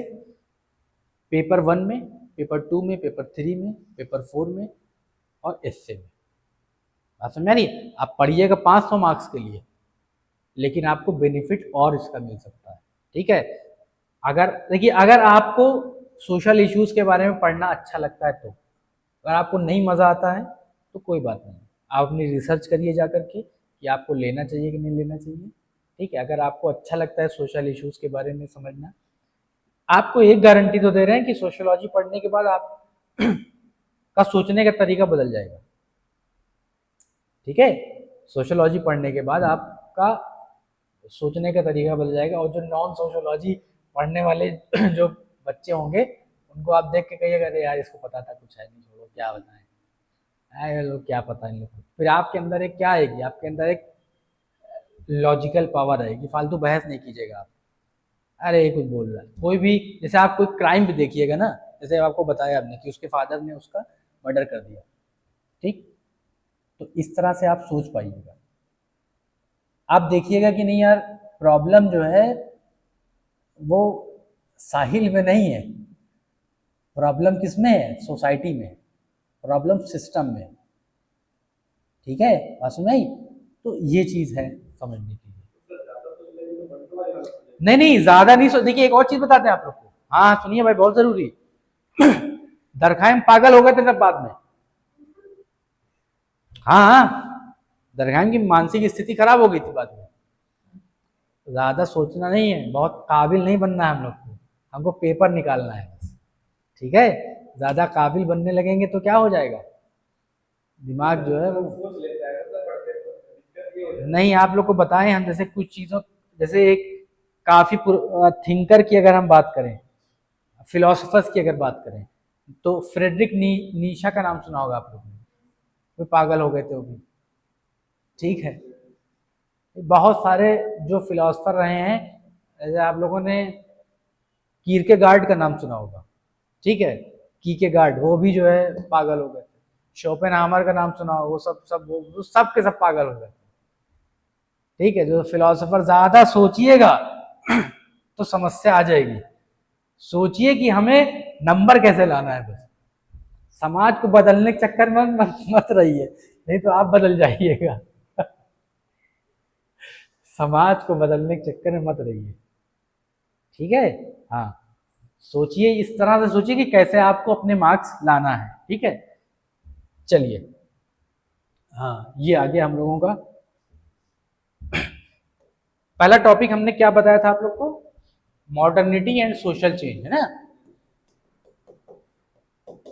मॉडर्निटी एंड सोशल चेंज, लिखना विखना कुछ नहीं है आप लोगों को, सिर्फ समझिए, सिर्फ देखिए, है ना। सोशल चेंज इन यूरोप,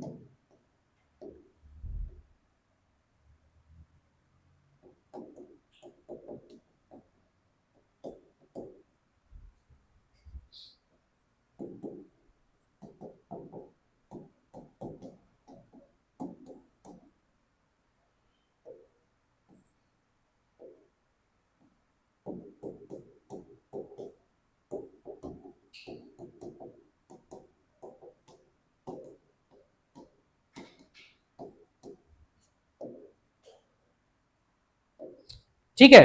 हमने आपको क्या बताया कि यूरोप में जो 12th एंड 13th सेंचुरी थी, दैट वाज डार्क एज। क्यों डार्क एज थी? चर्च का डोमिनेंस था, ठीक है, चर्च का डोमिनेंस था। और कहा जाता था कि भैया चर्च कहता था कि ये जो किंग बिठाया गया है ना, ये जो किंग है, it is a divine intervention, ये दैवीय शक्ति है। मतलब इसको क्या किया है, इसको गॉड ने बिठा दिया ला करके, ठीक है, इसको क्या कर दिया, गॉड ने ला करके बिठा दिया, ठीक। तो अब यहां पर चर्च और क्या काम करता था? चर्च पता है एक और काम करता था। चर्च जो कहता था कि भैया तुमने गुनाह कर दिया, कोई बात नहीं, काम करो, तुम क्षमा पत्र खरीद लो, ठीक है, क्षमा पत्र खरीद लो। क्षमा पत्र का मतलब क्या, कि तुम कुछ पैसे दे दो चर्च को और तुमको क्षमादान दे कर दिया जाता है। तुमने गुनाह कर दिया, कोई बात नहीं, तुमने सिन कर दिया, कोई दिक्कत नहीं, तुम क्या कर दो, तुम ऐसा करो कि कुछ पैसा दे दो और हम तुमको क्षमा पत्र दे देते हैं, ठीक, बात समझ। तो मतलब एक तरह से चर्च का कंट्रोल था पूरा का पूरा, कैसे कैसे, सोशल लाइफ के ऊपर, इकोनॉमिक लाइफ के ऊपर, कल्चरल लाइफ के ऊपर, मतलब जितनी भी एस्पेक्ट हो सकते हैं लाइफ के, सब पे कंट्रोल किसका था, चर्च का कंट्रोल। बात समझ आ रही है, ठीक। इसी में हमने आपको एग्जांपल दिया था कि भाई कुछ जो, जैसे आपको हम बोले कि कॉपरनिकस, ठीक है, कॉपरनिकस ने बोला कि भाई अर्थ क्या है, वो जो हमारा सिस्टम है वो हीलियोसेंट्रिक है, और चर्च क्या कहता था, जियोसेंट्रिक, मतलब भू केंद्रीय। तो इनको बोला गया कि भैया तुम माफी मांगो, नहीं तो तुमको क्या कर देंगे, ब्रूनो की तरह तुमको भी जला दिया जाएगा। तो इन्होंने माफी मांगी। फिर बाद में गैलीलियो आए, जब रेनेसा के बाद, ठीक है, रेनेसा के टाइम पे, तो इन्होंने बोला कि नहीं, इसने जो बोला था सही बोला था, ठीक है, जो पहले जो बोल करके गया था सही बोला था। तो उसके बाद केपलर ने रूल दिए, है ना, आप लोगों ने ज्योग्राफी बहुत भयंकर पढ़ा है ना आप लोगों ने तो ठीक है। तो वो सारी चीजें, सोलर सिस्टम के बारे में सारी चीजों को बताया, ठीक। तो ये डार्क एज थी, ठीक है।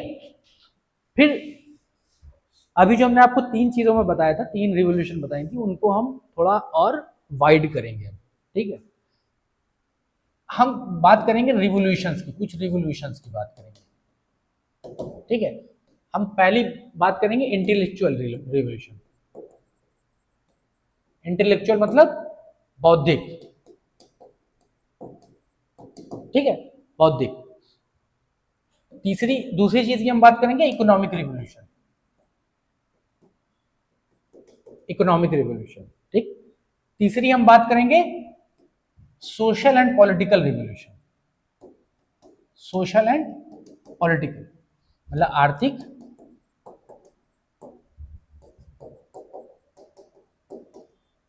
सामाजिक एवं राजनीतिक। हमने इस तरह आपको ये क्यों किया है वो बताएंगे आपको, ठीक। अभी हमने पहले आपको तीन चीजें बताई थी, अब उन्हीं तीन चीजों को यहाँ पे अलग अलग हम सेट करेंगे, ठीक। इंटेलेक्चुअल रिवोल्यूशन का मतलब क्या है, तीन डिवाइड करते हैं यहाँ पे फिर से। सबसे पहली चीज क्या है, रेनेसा,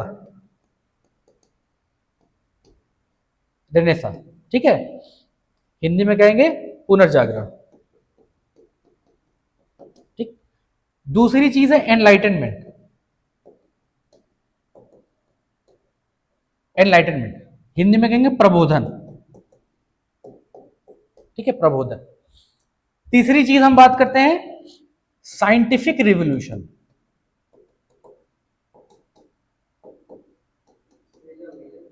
हाँ, कौन चीज, रिलीजन का, हाँ हाँ हाँ, रीजन, बिल्कुल, age of reason, reason, reason तो हम समझ रहे थे कि क्षेत्र की बात कर रहे हो, ठीक है, एज ऑफ रीजन, ठीक। साइंटिफिक वही चीजें जो अभी आपको बताएंगे कि भाई इसी से तो इंडस्ट्रियल रिवोल्यूशन निकल करके आई, ठीक।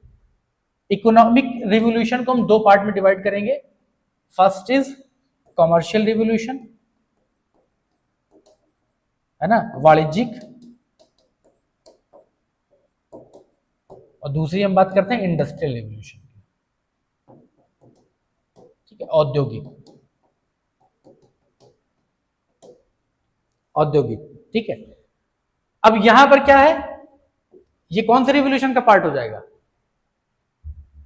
ये किस रिवोल्यूशन का पार्ट हो जाएगा, फ्रेंच रिवोल्यूशन का पार्ट हो जाएगा, ठीक है, फ्रेंच रिवोल्यूशन का ही पार्ट हो जाएगा। पॉलिटिकल रिवोल्यूशन भाई, यही तो बता रहे हैं, तीन चीजें निकल करके आई ना, फ्री फ्रेटर्निटी और इक्वालिटी और लिबर्टी, तीन चीजें निकल के आई ना यहां से। तो बात क्या हो गई यहाँ पे, ये आपका योग।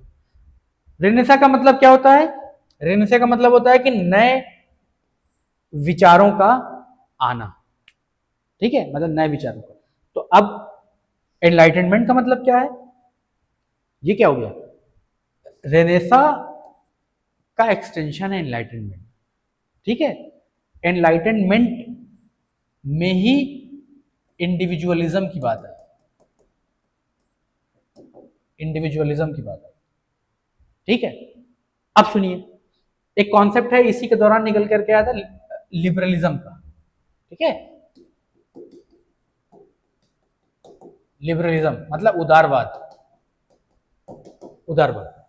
इसमें कहा क्या गया कि भाई जो ह्यूमन है वो अपनी कैपेबिलिटीज को डेवलप करने के लिए सेल्फ सफिशिएंट है, तो आपको क्या करना है, आपको उनको फ्रीडम देना पड़ेगा, you have to provide them freedom, ठीक है। आपको क्या करना है, आपको फ्रीडम उनको देना पड़ेगा, बात समझ आ रही है।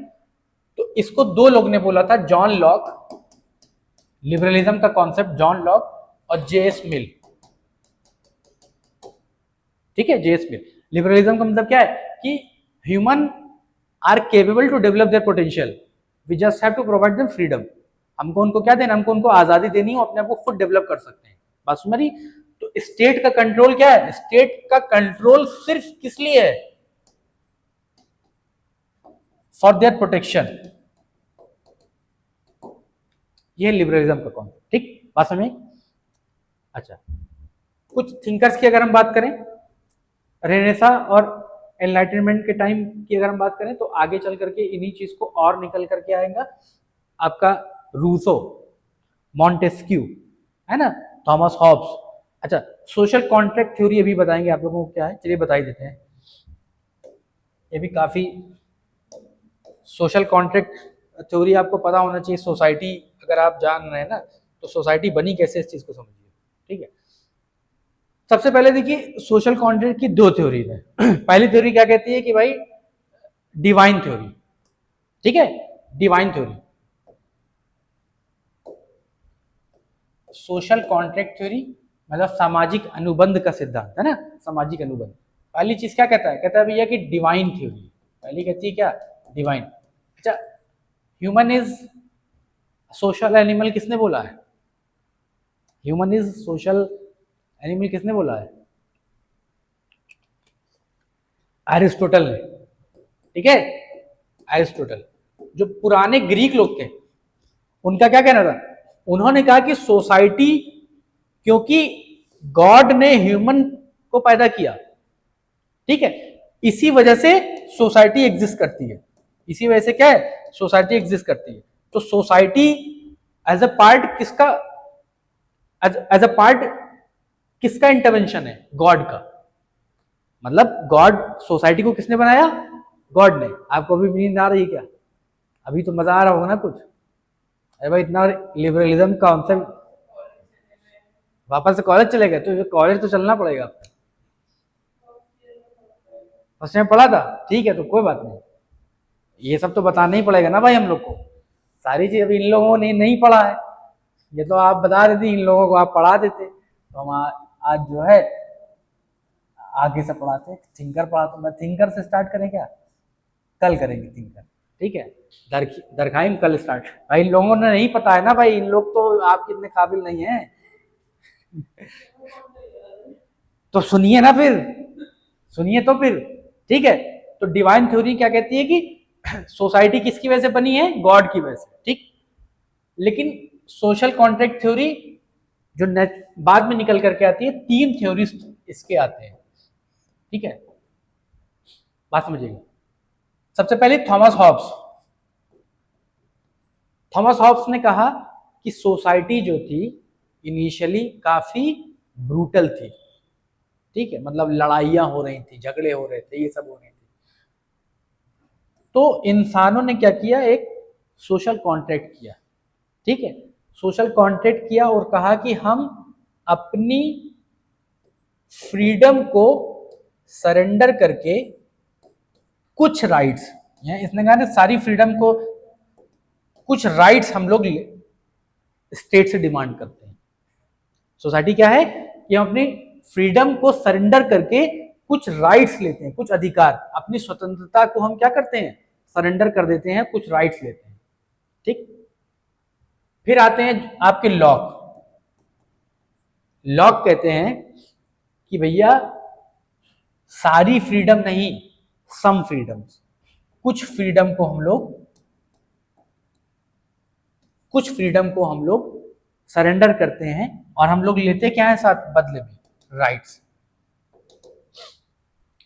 बात समझ आई? सोशल कॉन्ट्रैक्ट थ्योरी क्या कहती है, पहले कहते हैं कि भाई अपनी आजादी को सरेंडर करने के बाद हम क्या करते हैं, कुछ राइट्स डिमांड करते हैं, किससे, स्टेट से, ठीक।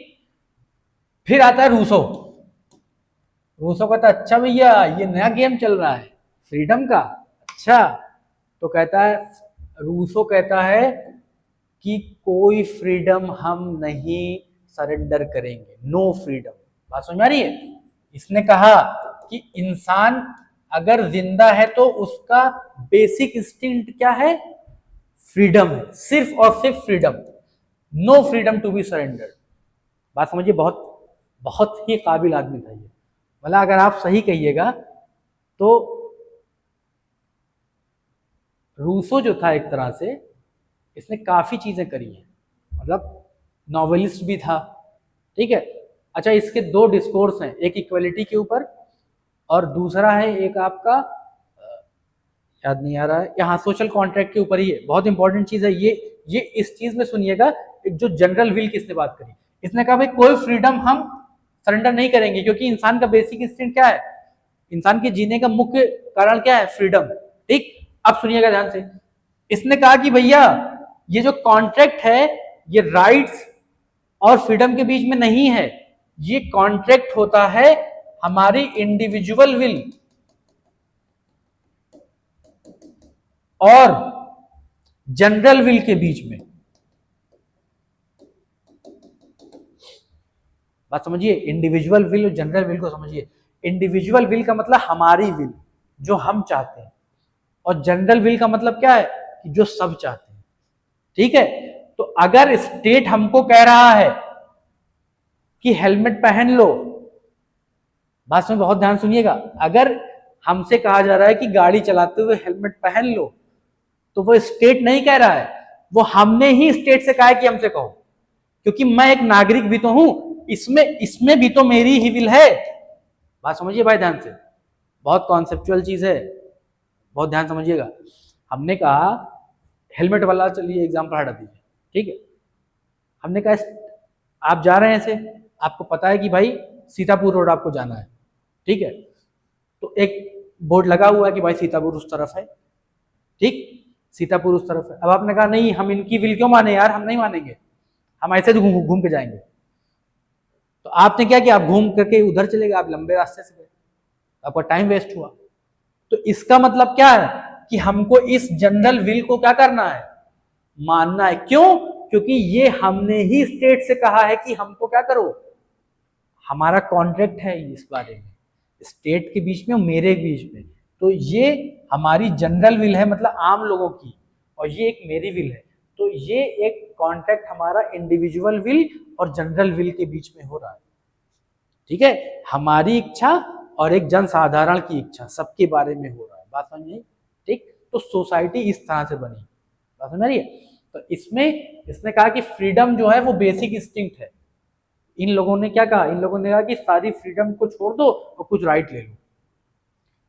यहां पर कुछ फ्रीडम के बदले में राइट्स ले लो, ठीक है। बात समझ, मतलब ऐसा नहीं है कि आप रात में अपने कमरे में बजा रहे हैं कुछ भी बेहतरीन, पड़ोसी परेशान हो रहे हैं, ठीक है। कल के पेपर में था, जुकरबर्ग ने कैलिफोर्निया में जो लोकेलिटी खरीदी है ना, वहां पे अराउंड 13-14 प्रॉपर्टी उसने ली है, नेबर्स बहुत प्रॉब्लम में है उससे, एक स्टडी निकली थी, ठीक है। तो वो सारी चीज, तो राइट्स देखिए, एक पॉलिटिक्स का एक डायलॉग है कि आपकी आज़ादी वहीं तक है जहां तक अगले अगले की नाक शुरू हो रही है, ठीक है। मतलब आपकी हाथ फैलाने की आज़ादी उतनी ही तक है जहां तक आप अगले के को टच ना कर जाए, आपकी आज़ादी उतनी ही है। तो बात समझ आई। तो जनरल विल ऐसा नहीं है कि हम कुछ भी करते चलेंगे सोसाइटी में, जो जनरल विल कह रही है वो बात करते हैं, ठीक है। बात समझ आ रही है। तो ये चीज है, ठीक है। तो आपको क्या बता रहे थे, हाँ, इंटेलेक्चुअल इंडिविजुअलिज्म। तो लिबर जो आपकी लिबरलिज्म के कॉन्सेप्ट निकल करके आए सारी चीज, ठीक। फिर यहां पर आपने देखा साइंटिफिक रिवोल्यूशन, ठीक है, रीजन। अच्छा, रेनेसा में क्या था, अच्छा एक चीज बताइए, जो सारी साइंस है ना, जो सारी साइंस है उसका ओरिजिन क्या है, मतलब फिजिक्स, केमिस्ट्री, बायोलॉजी, सोशियोलॉजी, जितने भी सब्जेक्ट हैं उनका ओरिजिन क्या है, कोई बता सकता है? नहीं नहीं नहीं नहीं नहीं, साइंस का ओरिजिन जो है वो बहुत ही एक ही जगह पे हर चीज का ओरिजिन निकल करके आता है, एक ही जगह से। जिज्ञासा क्या है, जिज्ञासा किसका पार्ट है, लॉजिकल थिंकिंग किसका पार्ट है, हाँ, किसका? कॉमन सेंस नहीं, कॉमन सेंस नहीं, कॉमन सेंस नहीं, सब्जेक्ट है वो एक सब्जेक्ट है, वो एक विषय है, साइकोलॉजी नहीं है। साइकोलॉजी तो आपकी सोच है ना, आप कैसा सोच,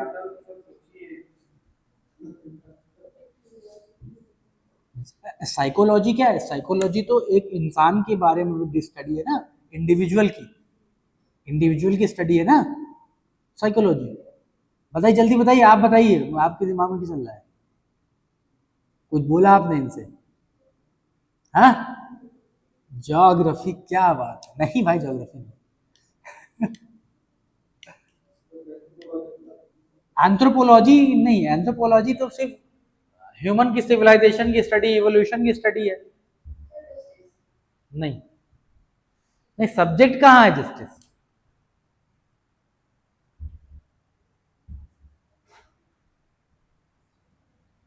हिस्ट्री नहीं, हिस्ट्री नहीं है। सुनिए सुनिए सुनिए सुनिए, हमने कहा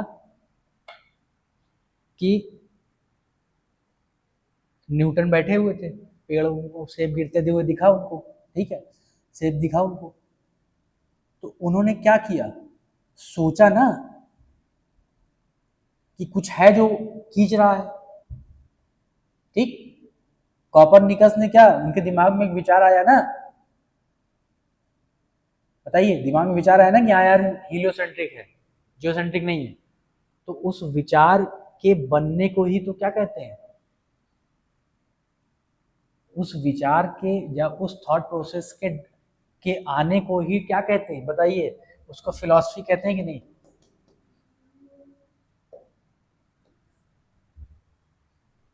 उसी चीज को तो फिलॉसफी कहते हैं, दर्शन शास्त्र, इसीलिए कहते हैं ना दर्शन। दर्शन क्या है भाई, आप कोई चीज सोच रहे हैं ना, बात समझ आई? ये फिलॉसफी क्या है, प्रैक्टिकलिटी डिमांड नहीं करती है, सिर्फ सोच डिमांड करती है। बात समझ आई कि आप सोच रहे हैं कि नहीं, आप सोच पा रहे हैं कि नहीं पा रहे हैं। आप, अगर हमने कहा आपकी सोशियोलॉजी में आप कोई नई थ्योरी दे दें, तो वो कहाँ से दीजिएगा, इसी से दीजिएगा ना, सोचिएगा तो ना। फिलॉसफी, फिलोसॉफिकल हम बात करते हैं, फिलोसॉफिकल डिस्कशन हो रहा है, तो फिलोसॉफिकल डिस्कशन क्या है, जरूरी नहीं कि वो प्रैक्टिकल हो, दिमाग में तो आ रही ना चीजें, बात समझ रही है। तो हर चीज निकली कहां से है, फिलोसफी, दर्शन से, ठीक है, बात समझ आई। तो ये सारी चीजें, तो साइंटिफिक रिसर्च किसका पार्ट हुई, साइंटिफिक रिवोल्यूशन किसका पार्ट हुई, हाँ उसका आप कह सकते हैं। लेकिन रेनेसा, जब लोगों ने देखा कि नहीं यार, चर्च जो डोमिनेट कर रहा है ये सही चीज नहीं है ना, नए थॉट्स हमको चाहिए, ठीक है। तो साइंटिफिक रिवोल्यूशन, एनलाइटनमेंट, ये सारी चीजें। कॉमर्शियल रिवोल्यूशन की अगर हम बात करें, कॉमर्शियल रिवोल्यूशन की अगर हम बात करें, तो आपने देखा कि भाई रेनेसा की वजह से, अच्छा एक चीज समझिएगा, वेनिस और जेनेवा ये क्या थे, हब थे।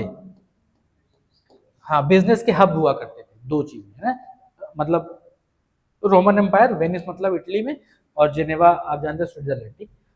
तो अब जो और यूरोपियन कंट्रीज थी उन्होंने कहा यार हम लोग तो, ये लोग डोमिनेट कर रहे हैं और इधर वाले रूट में मुस्लिम्स ने कब्जा कर लिया है ना, तो हमको क्या करना पड़ेगा। अब कुछ रिवोल्यूशन, कुछ चीजें ऐसी बनी उस दौरान जिसने कॉमर्शियल रिवोल्यूशन को जन्म दिया। जैसे पहली चीज शिप बिल्डिंग, है ना, शिप बिल्डिंग, और दूसरी चीज कंपास। तो भाई वो कोलंबस कहाँ निकला था, इंडिया खोजने निकला था, और कहाँ चला गया, उधर चला गया, है ना, मतलब आपका अमेरिका उसने खोज दिया। तो इन लोग दो दो कंट्रीज थी जिन्होंने इनमें लीप लिया, एक आपका स्पेन, एक आपका पोर्चुगल। तो कोलंबस स्पेन का था, वो कहाँ चला गया, वहां चला गया, और वास्को डी गामा यहाँ इंडिया आ गए, ठीक है। तो ये चीज थी।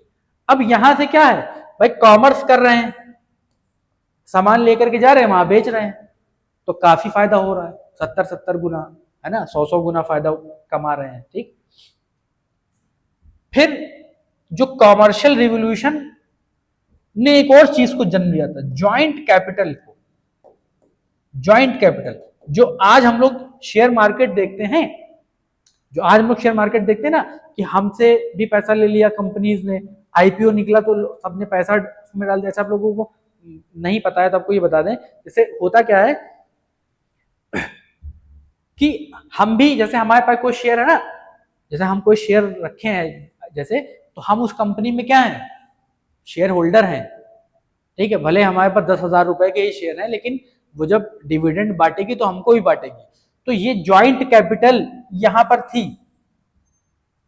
जो ईस्ट इंडिया कंपनी आप बता रहे हैं, तो डच ईस्ट इंडिया कंपनी, जो आपकी स्पेनिश और आपकी फ्रेंच, ये सब क्या, ये कंपनी कैसी थी, प्राइवेट कंपनीज थी। ये सब ज्वाइंट कैपिटल से ही बनी थी, कि जाओ, हम तुम लोग वहां जाओ, और वहां जाने के बाद तुम क्या करो, सामान लेकर के आओ और बेचो, और जो फायदा हो हम सब लोग आपस में हमको डिवाइड करो। समझ है ये चीज। तो अब नई पूंजी जब आई है ना, तो 1750s के around industrial capitalism, industrial revolution हुआ। इंडस्ट्रियल रिवोल्यूशन ने क्या किया, लार्ज स्केल प्रोडक्शन शुरू कर दिया। तो लार्ज स्केल जब प्रोडक्शन शुरू किया, तो उसमें आपको क्या दिखता है कि जो मोड ऑफ प्रोडक्शन चेंज हुआ, ठीक है, इंडस्ट्रियलाइजेशन हुआ, उससे अर्बनाइजेशन हुआ। अर्बनाइजेशन के बाद अगर आप कहिए तो अर्बनाइजेशन जब होता है उसके बाद क्या होता है, प्रॉब्लम्स होती है, ठीक है, स्लम्स, ठीक है, इकोनॉमिक चैलेंजेस आए, सोशल चैलेंजेस आए, पॉलिटिकल चैलेंजेस आए, ठीक। फिर उसके बाद क्या होता है आपका फ्रेंच रिवोल्यूशन। फ्रेंच रिवोल्यूशन में अगर आपसे बात करें स्ट्रेटिफिकेशन के बारे में, आप जानते होंगे, फ्रेंच रिवोल्यूशन में क्या था भाई, क्लर्जी, नोबिलिटी एंड कॉमनर्स, ठीक है, कॉमनर्स। तो अब अगर हम बात करें तो 95% पॉपुलेशन ये लोग हैं, और सिर्फ 5% पॉपुलेशन ये लोग हैं, और इन लोगों को कोई टैक्स नहीं देना है, ठीक है। अच्छा, इसमें भी सेम समझ, ट्रेडर्स हो गए जैसे, ठीक है, पीजेंट्स हो गए, लेबरर्स हो गए, ये सारे लोग, ठीक है, ये सारे लोग, और इनमें से भी 95% ये, सॉरी, पीजेंट्स, ठीक है। तो आप एक स्ट्रेटिफिकेशन देख रहे हैं ना यहाँ पे। तो ये, अच्छा, जब रिवोल्यूशन हुआ था, तो रिवोल्यूशन का मतलब क्या था कि रिवोल्यूशन इन्हीं लोग लाए थे, जो आपकी नीचे वाली पॉपुलेशन है ना, ये लोग लाए थे, ठीक। तो ये सारी चीजें हैं। तो इस समय जो यूरोप था वो काफी, मतलब आप कहिए तो मिडिल क्लास जो एक यूरोप था, बहुत बड़ी, बहुत परेशानियों से गुजर रहा है ना, बहुत परेशानियों से, प्रॉब्लम्स से, वही चीजें। तो उन प्रॉब्लम्स का सॉल्यूशन पूछा गया, तो क्या चीज निकल करके आई, क्या चीज निकल करके आई, जो आप लोग पढ़ने यहां बैठे हैं, समाज शास्त्र, ठीक है। इकोनॉमिक चेंजेस हुए, यूरोप में इकोनॉमिक चेंजेस हुए, सोशल चेंजेस हुए, ठीक है, और पॉलिटिकल चेंजेस हुए। उसकी वजह से social challenges, economic challenges, political challenges हुए, जिनके आंसर्स डिमांड किए गए, जिनके सॉल्यूशन डिमांड किए गए, और लास्ट में आपका जब निकल करके आती हैं चीजें तो क्या होता है, sociology as a discipline develop होती है, ठीक है। उसमें तो French Revolution, French Revolution is a watershed movement, ठीक, अब समझिए। अब आपको हम इनिशियल लेवल पर सोशियोलॉजी के बारे में कुछ बताते हैं। हमने बोला कि अगस्त कॉम्ट, कोई कॉम्टे कहेगा, कोई कॉम्ट कहेगा, लेकिन आपको जो समझ में आए बोलिए, है ना, कॉम्ट ही बोलिए, ठीक है। इन्होंने 1838 में हमने बताया कि सोशियोलॉजी टर्म को क्वाइन किया, ठीक है। अब बात ये निकल करके आती है, पहले इन्होंने सोशल फिजिक्स बोला, है ना, पहले इन्होंने सोशल फिजिक्स बोला था, उसके बाद इन्होंने सोशियोलॉजी बोला, ठीक। इनके मरने के बाद कुछ दिनों के बाद क्या होता है, दरखाइम का जन्म होता है, ठीक है। अच्छा, अगर हम कहें कि फादर ऑफ सोशियोलॉजी कौन है, तो अगस्त कॉम्ट है, ठीक है, अगस्त कॉम्ट। लेकिन अगर हम बात करें, दरखाइम जो है वो मॉडर्न सोशियोलॉजी का फादर कहा जाएगा। क्यों कहा जाएगा, आप सुनिए। अगस्त कॉम्ट ने अच्छा काम किया, सोशियोलॉजी के बारे में लोगों को अवेयर कराया, ठीक है। सेंट साइमन भी थे, उन्होंने भी अवेयर करवाया, ठीक। लेकिन किसी भी एज अ सब्जेक्ट के रूप में नहीं पढ़ा जा रहा था इसको, ठीक है, एज अ सब्जेक्ट के रूप में नहीं पढ़ा जाता। तो सबसे पहला यूनिवर्सिटी ऑफ बोर्डो, ठीक है, यूनिवर्सिटी ऑफ बोर्डो में सबसे पहला सोशियोलॉजी का जो एज अ डिसिप्लिन, एज एक विषय के तौर पे इन्होंने ही खुलवाया, जिसके हेड यही थे, दरखाइम ही थे। बात समझ आई। तो अगर आप बात करिएगा फादर ऑफ सोशियोलॉजी, तो कहीं कहीं पर फादर ऑफ सोशियोलॉजी इनको भी कह दिया जाता है, लेकिन उसमें उनमें और इनमें डिफ्रेंशिएट करने के लिए फादर ऑफ मॉडर्न सोशियोलॉजी आप कह सकते हैं ना। मतलब आप कह लीजिए कि इन्होंने एक यूनिवर्सिटी में एक डिपार्टमेंट खुलवाया, इन्होंने। बात समझ आ रही है, क्लियर है इतनी चीजें। तो कैसे निकल करके आया, इमरजेंस कैसे हुआ, अभी क्लियर है चीजें, बताइए, ठीक है। तो अब हमको आप लोग कुछ आंसर बता दीजिए। अगर हम कहें कि हमको सोसाइटी की जरूरत नहीं है, लो भाई, अगर हम कहें कि क्या हम अकेले नहीं रह सकते हैं कहीं जाकर के, हाँ, कमरे में पड़े रहेंगे अकेले, क्या जरूरत है सोसाइटी की, क्या ऐसा पॉसिबल है? क्यों नहीं पॉसिबल, यही तो सवाल है, बताइए क्यों नहीं possible. Why do we need society, हम लोग को समाज की आवश्यकता क्यों है, why do we need society, क्यों जरूरत है सोसाइटी की?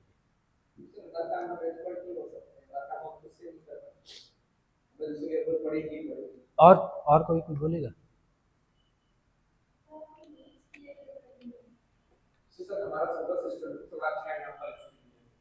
सोलर सिस्टम से सोसाइटी क्या मतलब, क्या कनेक्ट कर दे? हाँ, अरे तुम मेटाफिजिकल चीजों पे क्यों जा रहे हो, तुम इस पे रहो ना, सोसाइटी पे। नहीं, हम नहीं मानेंगे, नंबर कार्ड नंबर नहीं देंगे इस पे। सोलर सिस्टम से कहाँ कनेक्ट कर रहे हो तुम सोसाइटी को कनेक्ट करो ना किसी चीज से, तुम सोसाइटी लाओ। सोसाइटी इंस्टीट्यूशन होती है, सोसाइटी एक इंस्टीट्यूशन है कि सोसाइटी में अलग अलग इंस्टीट्यूशन है, कम्युनिटी और सोसाइटी में क्या डिफरेंस है?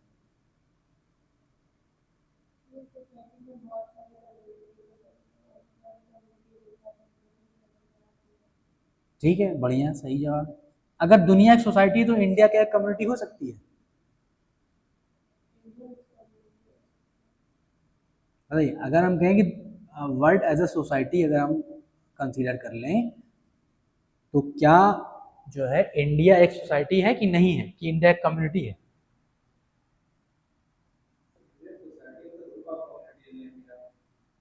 कम्युनिटी और सोसाइटी नहीं, तुम वर्ल्ड एज अ सोसाइटी। हाँ। क्वेश्चन ये होता है कि इंडिया एक नेशन है कि नहीं है, ये हमारे डिफरेंसेस बहुत ज्यादा है। नहीं, वो तो डाइवर्सिटीज है ना, हाँ, डिफरेंसेस मत कहिए उसको। जरूर करना हाँ हाँ, क्लियर है। डाइवर्सिटी है। होमोजेनिटी अच्छी चीज है कि डाइवर्सिटी? अब फिर तो कंफ्लिक्ट के कारण भी बन जाता है आगे। कन्फ्लिक्ट का कॉस्ट तो वो बनता है और कारणों से, दूसरी चीजों से, है ना।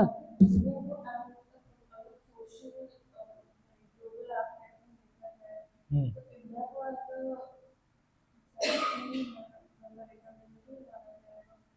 हाँ, वही चीज हम कह रहे हैं कि अगर वर्ल्ड को एक सोसाइटी कंसीडर करिएगा तो इंडिया एक कम्युनिटी होगी। क्यों? क्योंकि यहाँ अपने अलग कस्टम्स हैं, हम लोगों के ट्रेडिशंस हैं, रिलीजियस, हम लोग का कुछ रिलीजियस ओरिएंटेशन है ना, ये सारी चीज़ों के बारे में। ठीक है, तो अब बताइए क्यों सोसाइटी की ज़रूरत है हमको? Why do we need the society? क्यों ज़रूरत है?